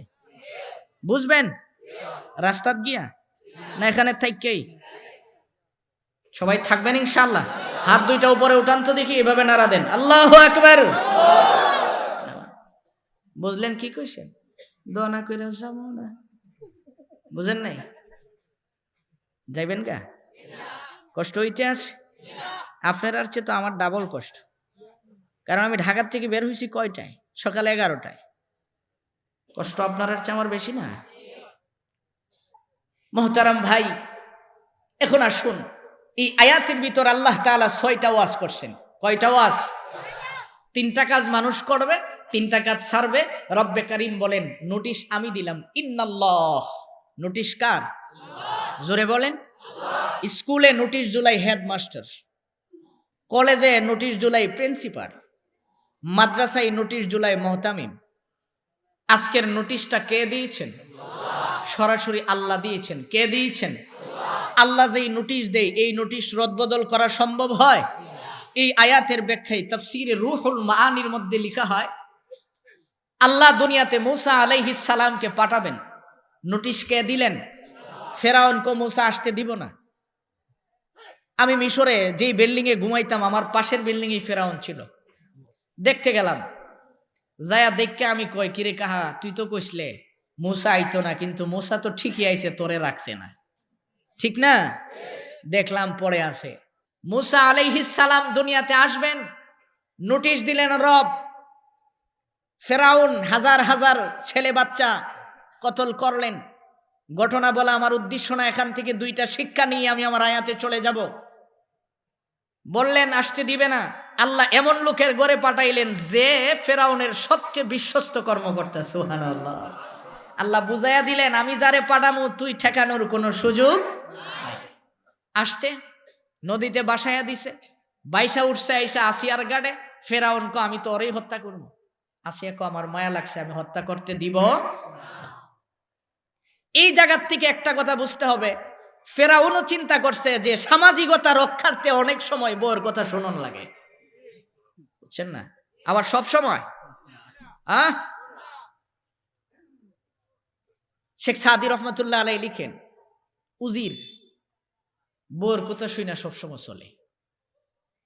আপনারা জাল দিয়ে যারা নদীতে মাছ মারে তাদেরকে কি বলেন? জেলে। জেলে নদীতে গেল, মাছ পাইছে অনেক বড়, সিদ্ধান্ত নিছে মাছটা বাজারে নিলে আমি 500 টাকা বিক্রি করতে পারবো। আমি যদি উজিরের বাড়িতে নিয়ে যাই, উনি দামি মানুষ, দিলেও তো আমারে কম টাকা দিত না, মোটামুটি দিব। নিয়ে গেছেন, উজির মাছটা দেখে পছন্দ হয়েছে, এই জন্য 2000 টাকা দিয়ে দিস।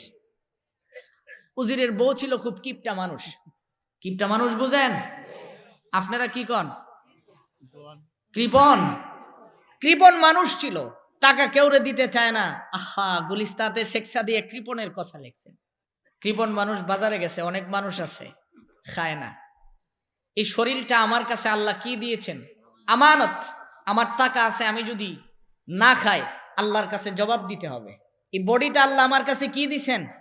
এই জন্য উলামায়ে কেরাম কিপটামি করে না। যেই বাজার করে আপনি জীবনও করতে পারতেন না। যেই জেলে ফেরত ডাক দিছে, জেলেও ছিল খুব বিচক্ষণ, চিন্তা করছে সাবের তো মতলব খারাপ হয়েছে।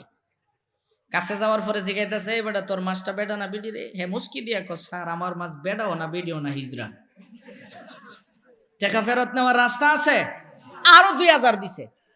কত হইছে? ভিতরে জিলা আছে, ইলার জ্বালাপুরা শুরু হইছিনি। নেওয়ার সময় জাল্লা মানুষ তো, এরকম গামছা ছিল কান্দে, গামছাটা একটু ছিঁড়া আসিন। আগে তো পয়সা আসলো, একটা পয়সা জমিনে পড়ে গেছে, ভিতরতে ম্যাডাম লাভ 2 টাকা। এবার সুযোগ পাইছি, তোমার দেশের বিধান আছে হাদিয়া পড়ে গেলে উঠানো নাই, উঠাইলো কেন? টাকাটি রাখা দো। ডাক দিছে, কিরে জালু, টাকা দিলাম 4500 টাকার জায়গা, তুই একটা পয়সা তোর সহ্য হলো না, এটাও উঠাই লাইলি। ওই টাকা স্যার আমার বক্তব্যটা শুনেন। আমি চিন্তা করছি আপনি এত দয়াবান মানুষ, যিনি 500 টাকার জায়গা 2000 দিলেন, আবার 2000 দিলেন, 4000 দিলেন, এই পয়সাটার মধ্যে আপনার কল্লার ছবি আছে, এটার মধ্যে মানুষ পারবো, এটা আমার বরদাস্ত হইছে না, এই দুঃখে আমি উঠাইছি। এই কথা বলার সঙ্গে সঙ্গে কোন নেয়ারও 2000, যাওয়ার সময় কো 6000 দিলাম। আর একটা কথা বলতে বলতে যাবি যে নিজের কথা ছাড়া বর কথাই যারা চলে, 2000-এর জায়গা 6000 জরিমানা দেওয়া লাগে। ঠিক অনেকে আসতে কইছেন, আমি জানি যে হুজুর আমি যদি জোরে কই আর আওয়াজটা যদি বাড়ি হলি শূন্য লাই, রাত্রে যদি দরজাটা না খুলে, বই তো থাকারই কথা। মোহতারাম ভাই, যেই কথা বলতেছিলাম, রব বলছেন পাঠামো, ফেরাউন কইছে রাখতাম না। কথা ঠিক আছে? মনে আছে আল্লাহ তারে কিভাবে লালন পালন করলেন দেখেন। 2 মিনিট, তারপরে আমি আমার মূল কথাটা বলে ফেলবো। আমার হাতে সময় আছে আর মাত্র 5 মিনিট। ঠিক আছে ইনশাল্লাহ, আমি যত সময় সারমো। এরপরে কিন্তু আমার দ্বারা আর হইতো না, আমি শারীরিকভাবে অনেক দুর্বল, অসুস্থ, না চলতো না। 1.5 ঘন্টার পরে আর চলে কেমনে? আমি মানুষটা দুর্বল না? মোহতারাম ভাই, এখন আসুন যেই কথাটা বলতেছিলাম, আল্লাহ তাআলা পাঠাইলেন, গড়ে নিলেন। ফেরাউন চিন্তা করছে সংসার ঠিক রাখতে হলেও আসিয়ার কথা শুনতে হবে, তাই না? আসিয়ার কথা শুই না গড়ে নিছে। মাস 5-7 মাস পালার পরে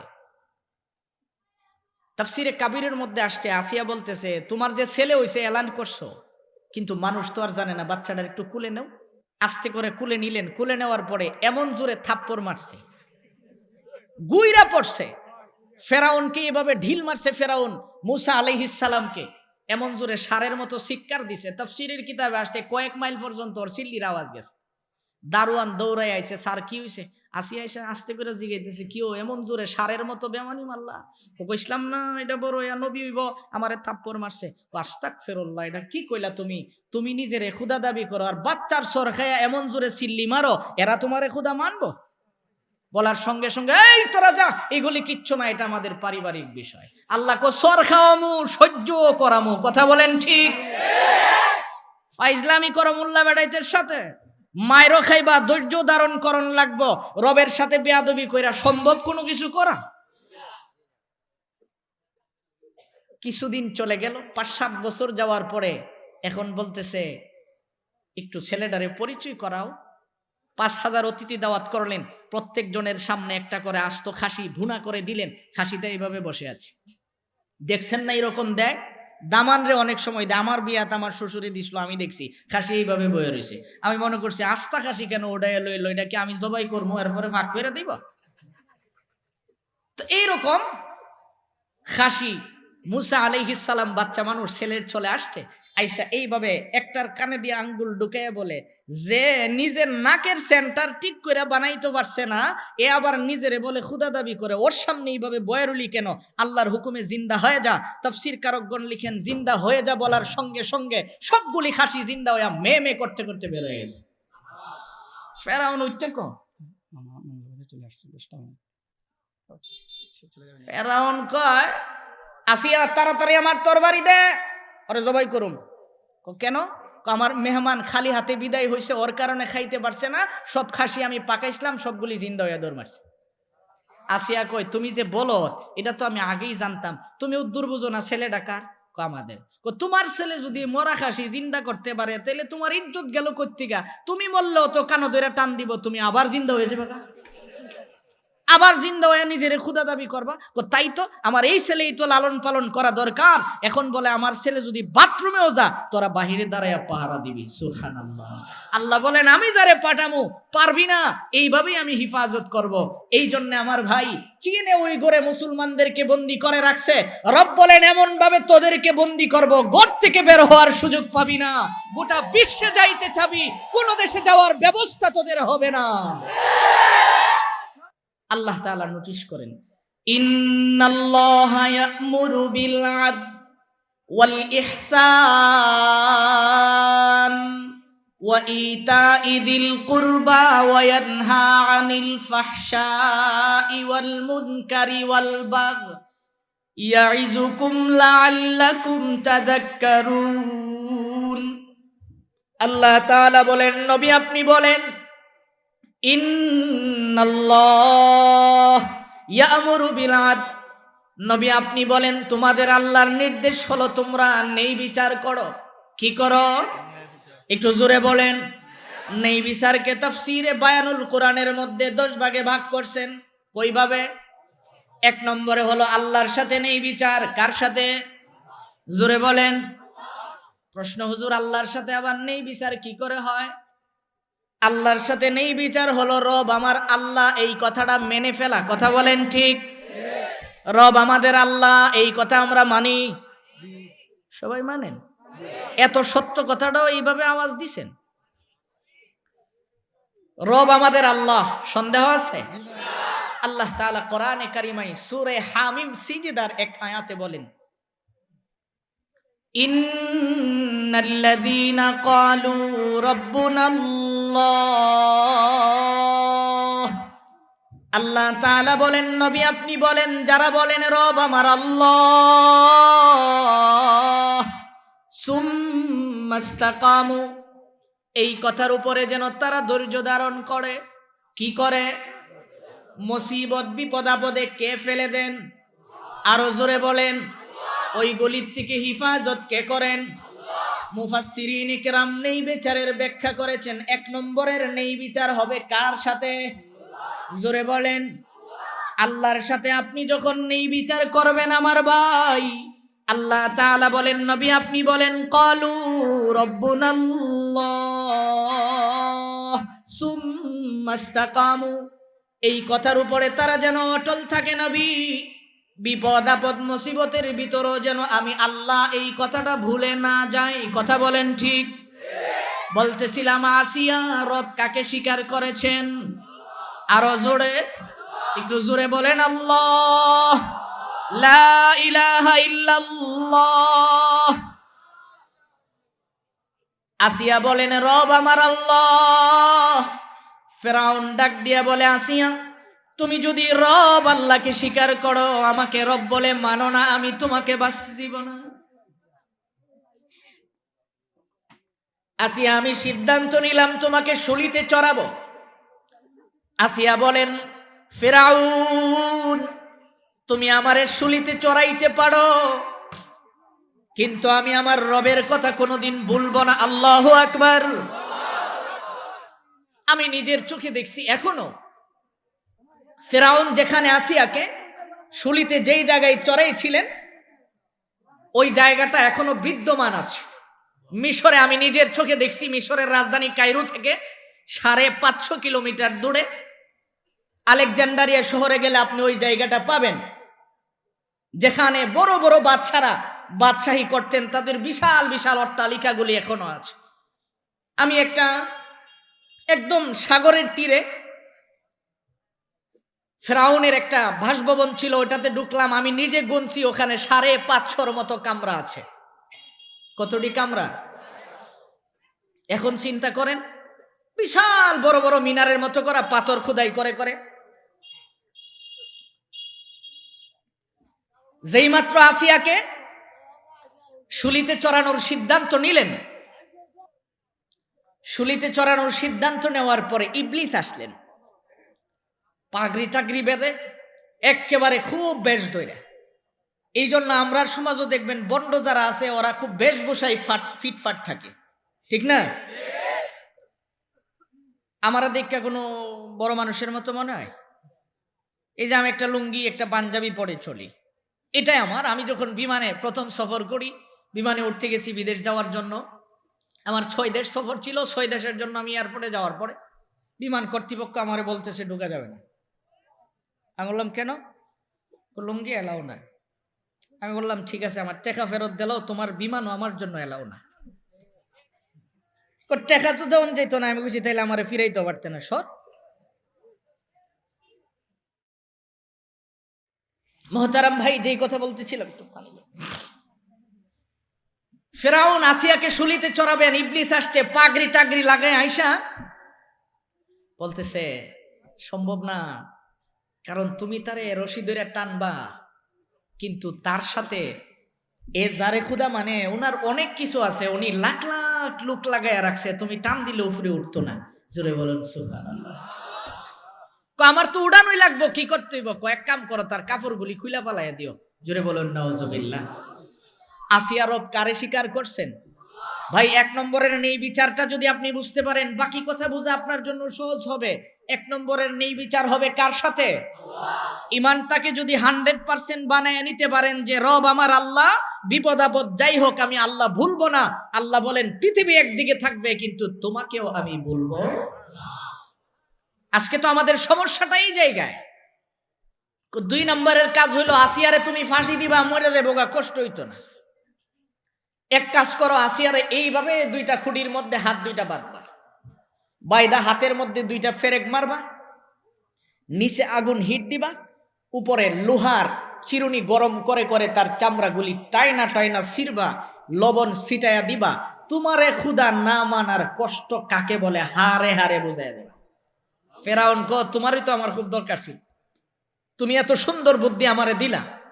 অপর দিকে রব বলেন আমি আসেকে হিফাজত করব, পারবি না। ইন্নাল্লাযীনা ক্বালু রাব্বুনাল্লাহ,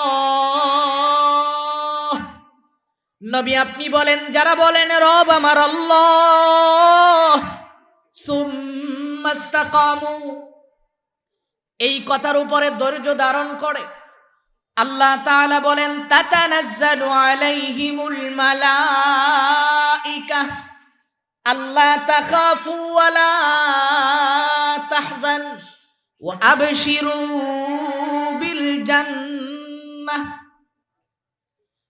আসিয়া দাঁড়ায়া বলেন আল্লাহ, দুনিয়ার মানুষ আমাকে আগুনে জ্বালাবে, ছুরিতে চড়াবে রে মালিক। আমি তো জবান দিয়ে স্বীকার করেছি তুমি আমার আল্লাহ। আল্লাহ, দুনিয়ার সবাই আমি যদি এই মুহূর্তে বলি ফিরাউন কি খোদা মানি, তাহলে সে আমাকে কষ্ট দিবে না, আমাকে কোনো প্রকার আগুনে জ্বালাবে না রে মালিক। আমি তার সিংহাসনের ভিতরে আমার জায়গাটা ছিল। আজকে তাকায়া দেখো না, দুনিয়ার জীবনে আমি কোনোদিন আমার সতর খুলে কাউকে দেখাই নাই রে মালিক। সিদ্ধান্ত নিছে আমার কাপড়গুলি খুলে ফেলবে। আল্লাহ তাআলা বলেন সুম্মাস্তাকামু তাতানাজ্জালু আলাইহিমুল মালাইকা। রব্বে কারীম বলেন, তুমি যদি বলো রব আমার আল্লাহ, এই কথার উপরে যদি তুমি অটল হয়ে যাও, আল্লাহ তাআলা বলেন আসমান থেকে ফেরেশতা পাঠানোর দায়িত্ব কার? আল্লাহ ডেকে বলেন জিবরাইল, আর দেরি করবি না, তাড়াতাড়ি জান্নাতের কতগুলি কাপড় নিয়ে আমার আসিয়ারে পরাইয়া দে। সুবহানাল্লাহ। দুনিয়ার জমিনে তাইকা জান্নাতের কাপড় পরলেন। আসিয়া আসমানের দিকে তাকায় আস। ফিরাউন এবার লুক লাগাইছে, তোরা তাড়াতাড়ি কর, নিচের আগুনটা উত্তপ্ত করে দে, চিরুনিটা দিয়ে তার গোশতগুলি চিরে চিরে আগুনের মধ্যে ফেলে দে। আসিয়া আসমানের দিকে তাকায়া বলে, আল্লাহ, দুনিয়াতে তুমি এমন মানুষের ঘরে আমারে রেখেছিলে রে মালিক, একটা বারের জন্য একটা মশাও আমারে কামড় দেয় নাই, আমি কি করে তার ব্যথাগুলি সহ্য করব? আল্লাহ তাআলা বলেন তাতানাজ্জালু আলাইহিমুল মালাইকা। আমি কেমন ভাবে ফেরেশতা পাঠাই মানুষ দেখো। দুনিয়ার জমিনে আমি কি করে বান্দাগুলিকে হিফাজত করি। আসিয়া দোয়া করছে, আল্লাহ আর কিছু চাই না রে মালিক, দুনিয়ার জমিনে আমি দামি বাড়ি দামি গাড়ি চাইরা আসছি, এই জন্য আমি জান্নাতের একটা বালাখানা চাই। আল্লাহ কোরআনে আয়াত নাজিল করে বালাখানার কথাগুলি কোরআনে বলেন। এমত অবস্থায় রব্বে কারীম বলেন, আসমান থেকে জিবরাইল দাঁড়ায়া দাঁড়ায়া আইসা বলতেছে, আসিয়া কাঁদিস না। আল্লাহ বলেছেন, আল্লাহ তাখাফু ওয়ালা তাহজান ওয়া আবশিরু বিল জান্নাহ। মালিক তোরে জান্নাতের সুসংবাদ দিয়েছে। আল্লাহু আকবার। আল্লাহ তাআলা ডেকে বলেন, জিবরাইল, আমার আসিয়া এমন একটা মুহূর্তে আমার দিকে তাকাইছে, আমার দিকে তাকায়া চোখের পানিগুলি ছেড়ে দিয়েছে। জিবরাইল, আর দেরি করিস না, জান্নাত থেকে কতগুলি ফেরেশতা নিয়ে যা, আর জান্নাতের ছবিটা আমি আমার আরশে আযম থেকে শুরু করে জান্নাতের যতগুলি দরওয়াজা আছে সবগুলি খুলে দিলাম। আল্লাহু আকবার। আসিয়াকে তার বালাখানাটা দেখায়া দে। আসিয়া গড়ের ভিতরে তাকাইছে, দুনিয়াতে তাইকা নজর দিয়েছে জান্নাতে। আসিয়া যখন মুস্কি হাসিটা মারলেন, উপর থেকে দাঁড়াইয়া দাঁড়াইয়া জান্নাতের খুরেরাও যখন মুস্কি মুস্কি হাসে, আসিয়া ওই দিকে তাকাইয়া হাসিটা মারার সঙ্গে সঙ্গে ফিরাউন বলতেছে, কি ব্যাপার, কষ্ট হয় না? আগুন আরো তাপ বাড়ায়া দে, আগুন বাড়াইতে থাক। আল্লাহ তাআলা বলেন, কালু রব্বুনাল্লাহ, যারা বলেন রব আমার আল্লাহ, সুম্মাস্তাকামু, এই কথার উপরে অটল হয়ে যায়, তাতানাজ্জালু আলাইহিমুল মালাইকা, ফেরেশতা এসে সালাম দিয়ে বলে, আল্লাহ তাখাফু ওয়ালা তাহজানু ওয়া আবশিরু বিল জান্নাহ, তোমার কোনো ভয় নাই, তোমার কোনো টেনশন নাই। এই কথা বলার সঙ্গে সঙ্গে যখন জান্নাতের ঘরখানা দেখায়া দেওয়া হয়, আসিয়া যখন মুস্কি হাসি মারলেন, আল্লাহ ডেকে বলেন, আজরাইল, আর দেরি করবি না, এই মুহূর্তে আমার আসিয়ার রূহটা আমার দরবারে নিয়ে আই। সুবহানাল্লাহ। ফিরাউন আগুন জ্বালাইছে, কিন্তু আসিয়া তো শহীদ হয়ে গেছেন। আল্লাহ তাআলা তাকে জান্নাতের মেহমান বানিয়ে দিয়েছেন। এই জন্য মোহতারাম ভাই বলতেছিলাম, রব আমার এক নম্বরের নেই বিচার কার সাথে হবে? জোরে বলেন। 2 নম্বরের নেই বিচার বিশ্বনবী মুহাম্মদুর রাসূলুল্লাহ সাল্লাল্লাহু আলাইহি ওয়াসাল্লামের সাথে। এই জায়গাটা একটু ব্যাখ্যা সাপেক্ষে বুঝতে হয়, সময় স্বল্পতার কারণে কোনো ব্যাখ্যাই যাব না। 2 নম্বরের নেই বিচার হলো বিশ্বনবীর সাথে। আমাদের নবী বিশ্ব নবী মুহাম্মদুর রাসূলুল্লাহ সাল্লাল্লাহু আলাইহি ওয়াসাল্লামকে আমরা শেষ নবী হিসাবে মানব। কথা বলেন ঠিক নাকি গোলাম আহমদ কায়দানিরে মানব? মুসলমান ভালো করে স্মরণ রাখতে হবে, আমাদের নবীর পরে কোন নবী নাই, আমাদের নবীর পরে নবী নাই, আমাদের নবীর পরে কোন নবী নাই। ভালো করে বুঝেন, আমাদের নবীর পরে কোন নবী নাই। সারা বাংলাদেশ থেকে আওয়াজ উঠাইতে হবে, নবীর পরে নবী নাই। সংসদে সবাই বলেন, নবীর পরে নবী নাই। মনে থাকবে নাকি মনে করবেন গোলাম আহমদ কায়দানিও নবী ছিল? ওর ব্যাপারে আমরা নতুন করে কি করব? আমাদের দাদা উস্তাদ আল্লামা শাহ আতাউল্লাহ বুখারী রহমতুল্লাহ আলাই, উনি তো গোলাম আহমদ কায়দানির সাথে সরাসরি বহস করেছেন, করেন নাই? ইতিহাস আপনারা জানেন। পাকিস্তানের পার্লামেন্টে দুইজনকে ডাকছে, গোলাম আহমদ কায়দানিরও ডাকছে, আতাউল্লাহ বুখারীরও ডাকছে। আতাউল্লাহ বুখারী রহমতুল্লাহ আলাই ওখানে গেলেন, গোলাম আহমদ কায়দানিও গেছে। জিগাই তুমি কি করে হলে? আমার নাম আহমদ। নাম কি?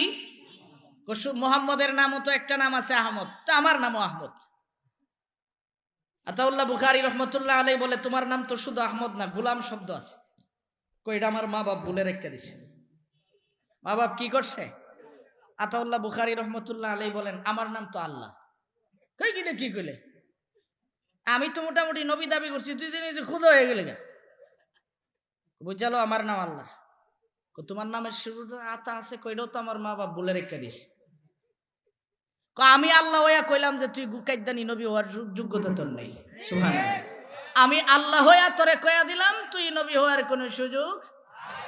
এই জন্য মনে রাখতে হবে, গোলাম আহমদ কাদিয়ানি কোনোদিন নবী হতে পারে? এই বাংলাদেশে অন্যান্য জাতির মতো কাদিয়ানিরাও বাস করবে, কিন্তু মুসলমান লেভেল দিয়ে নয়। কথা বলেন ঠিক?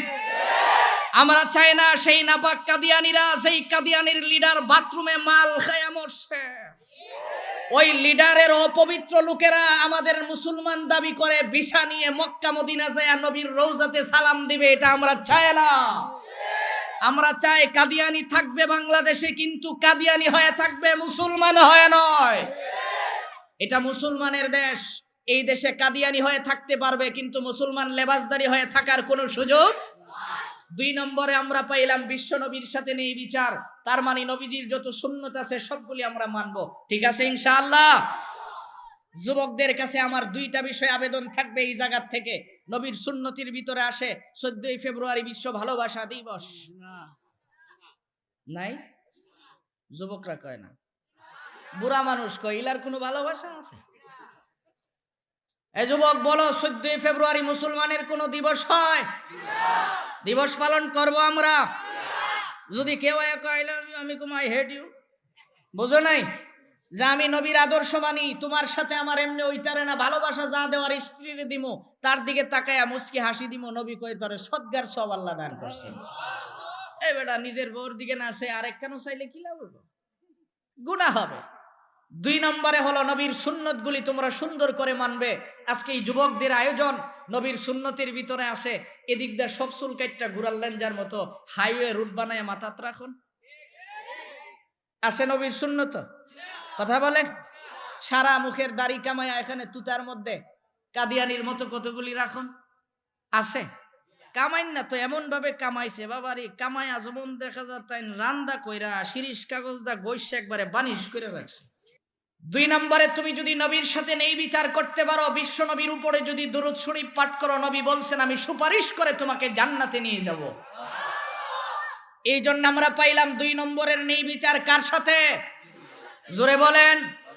জোর হলো না, আরো জোরে। তো বিশ্ব নবীর সাথে নেই বিচার করতে হলে কি করতে হবে? নবীজির যত আদর্শ আছে সবগুলি কি করতে হবে? মানবো ইনশাআল্লাহ? সবাই মানবো ইনশাআল্লাহ? হাত ওঠায়, সবাই মানবো ইনশাআল্লাহ? হ্যাঁ, মানবো ইনশাআল্লাহ। আজকের এই মাহফিল থেকে এই কথা আমরা স্বীকৃতি দিলাম, গোলাম আহমদ কায়দানি কোনোদিন নবী হতে পারে না। আমরা যুবকেরা যেই কই দিন বেঁচে থাকি আমাদের নবীর নবুয়ত নিয়ে টান পোড়ান হবে, এটা হতে পারে না। ঠিক আছে ইনশাআল্লাহ? সব যুবক আমরা নবীর সুন্নতের উপরে উঠে পড়ব। রব ওয়াদা করছেন, আল্লাহ তাআলাই তো হেফাজত করবেন ইনশাআল্লাহ। ঠিক আছে? আমরা যদি সজাগ হয়ে যায়, ওরা আমরারে কিছু করতে পারবো? জোরে বলেন।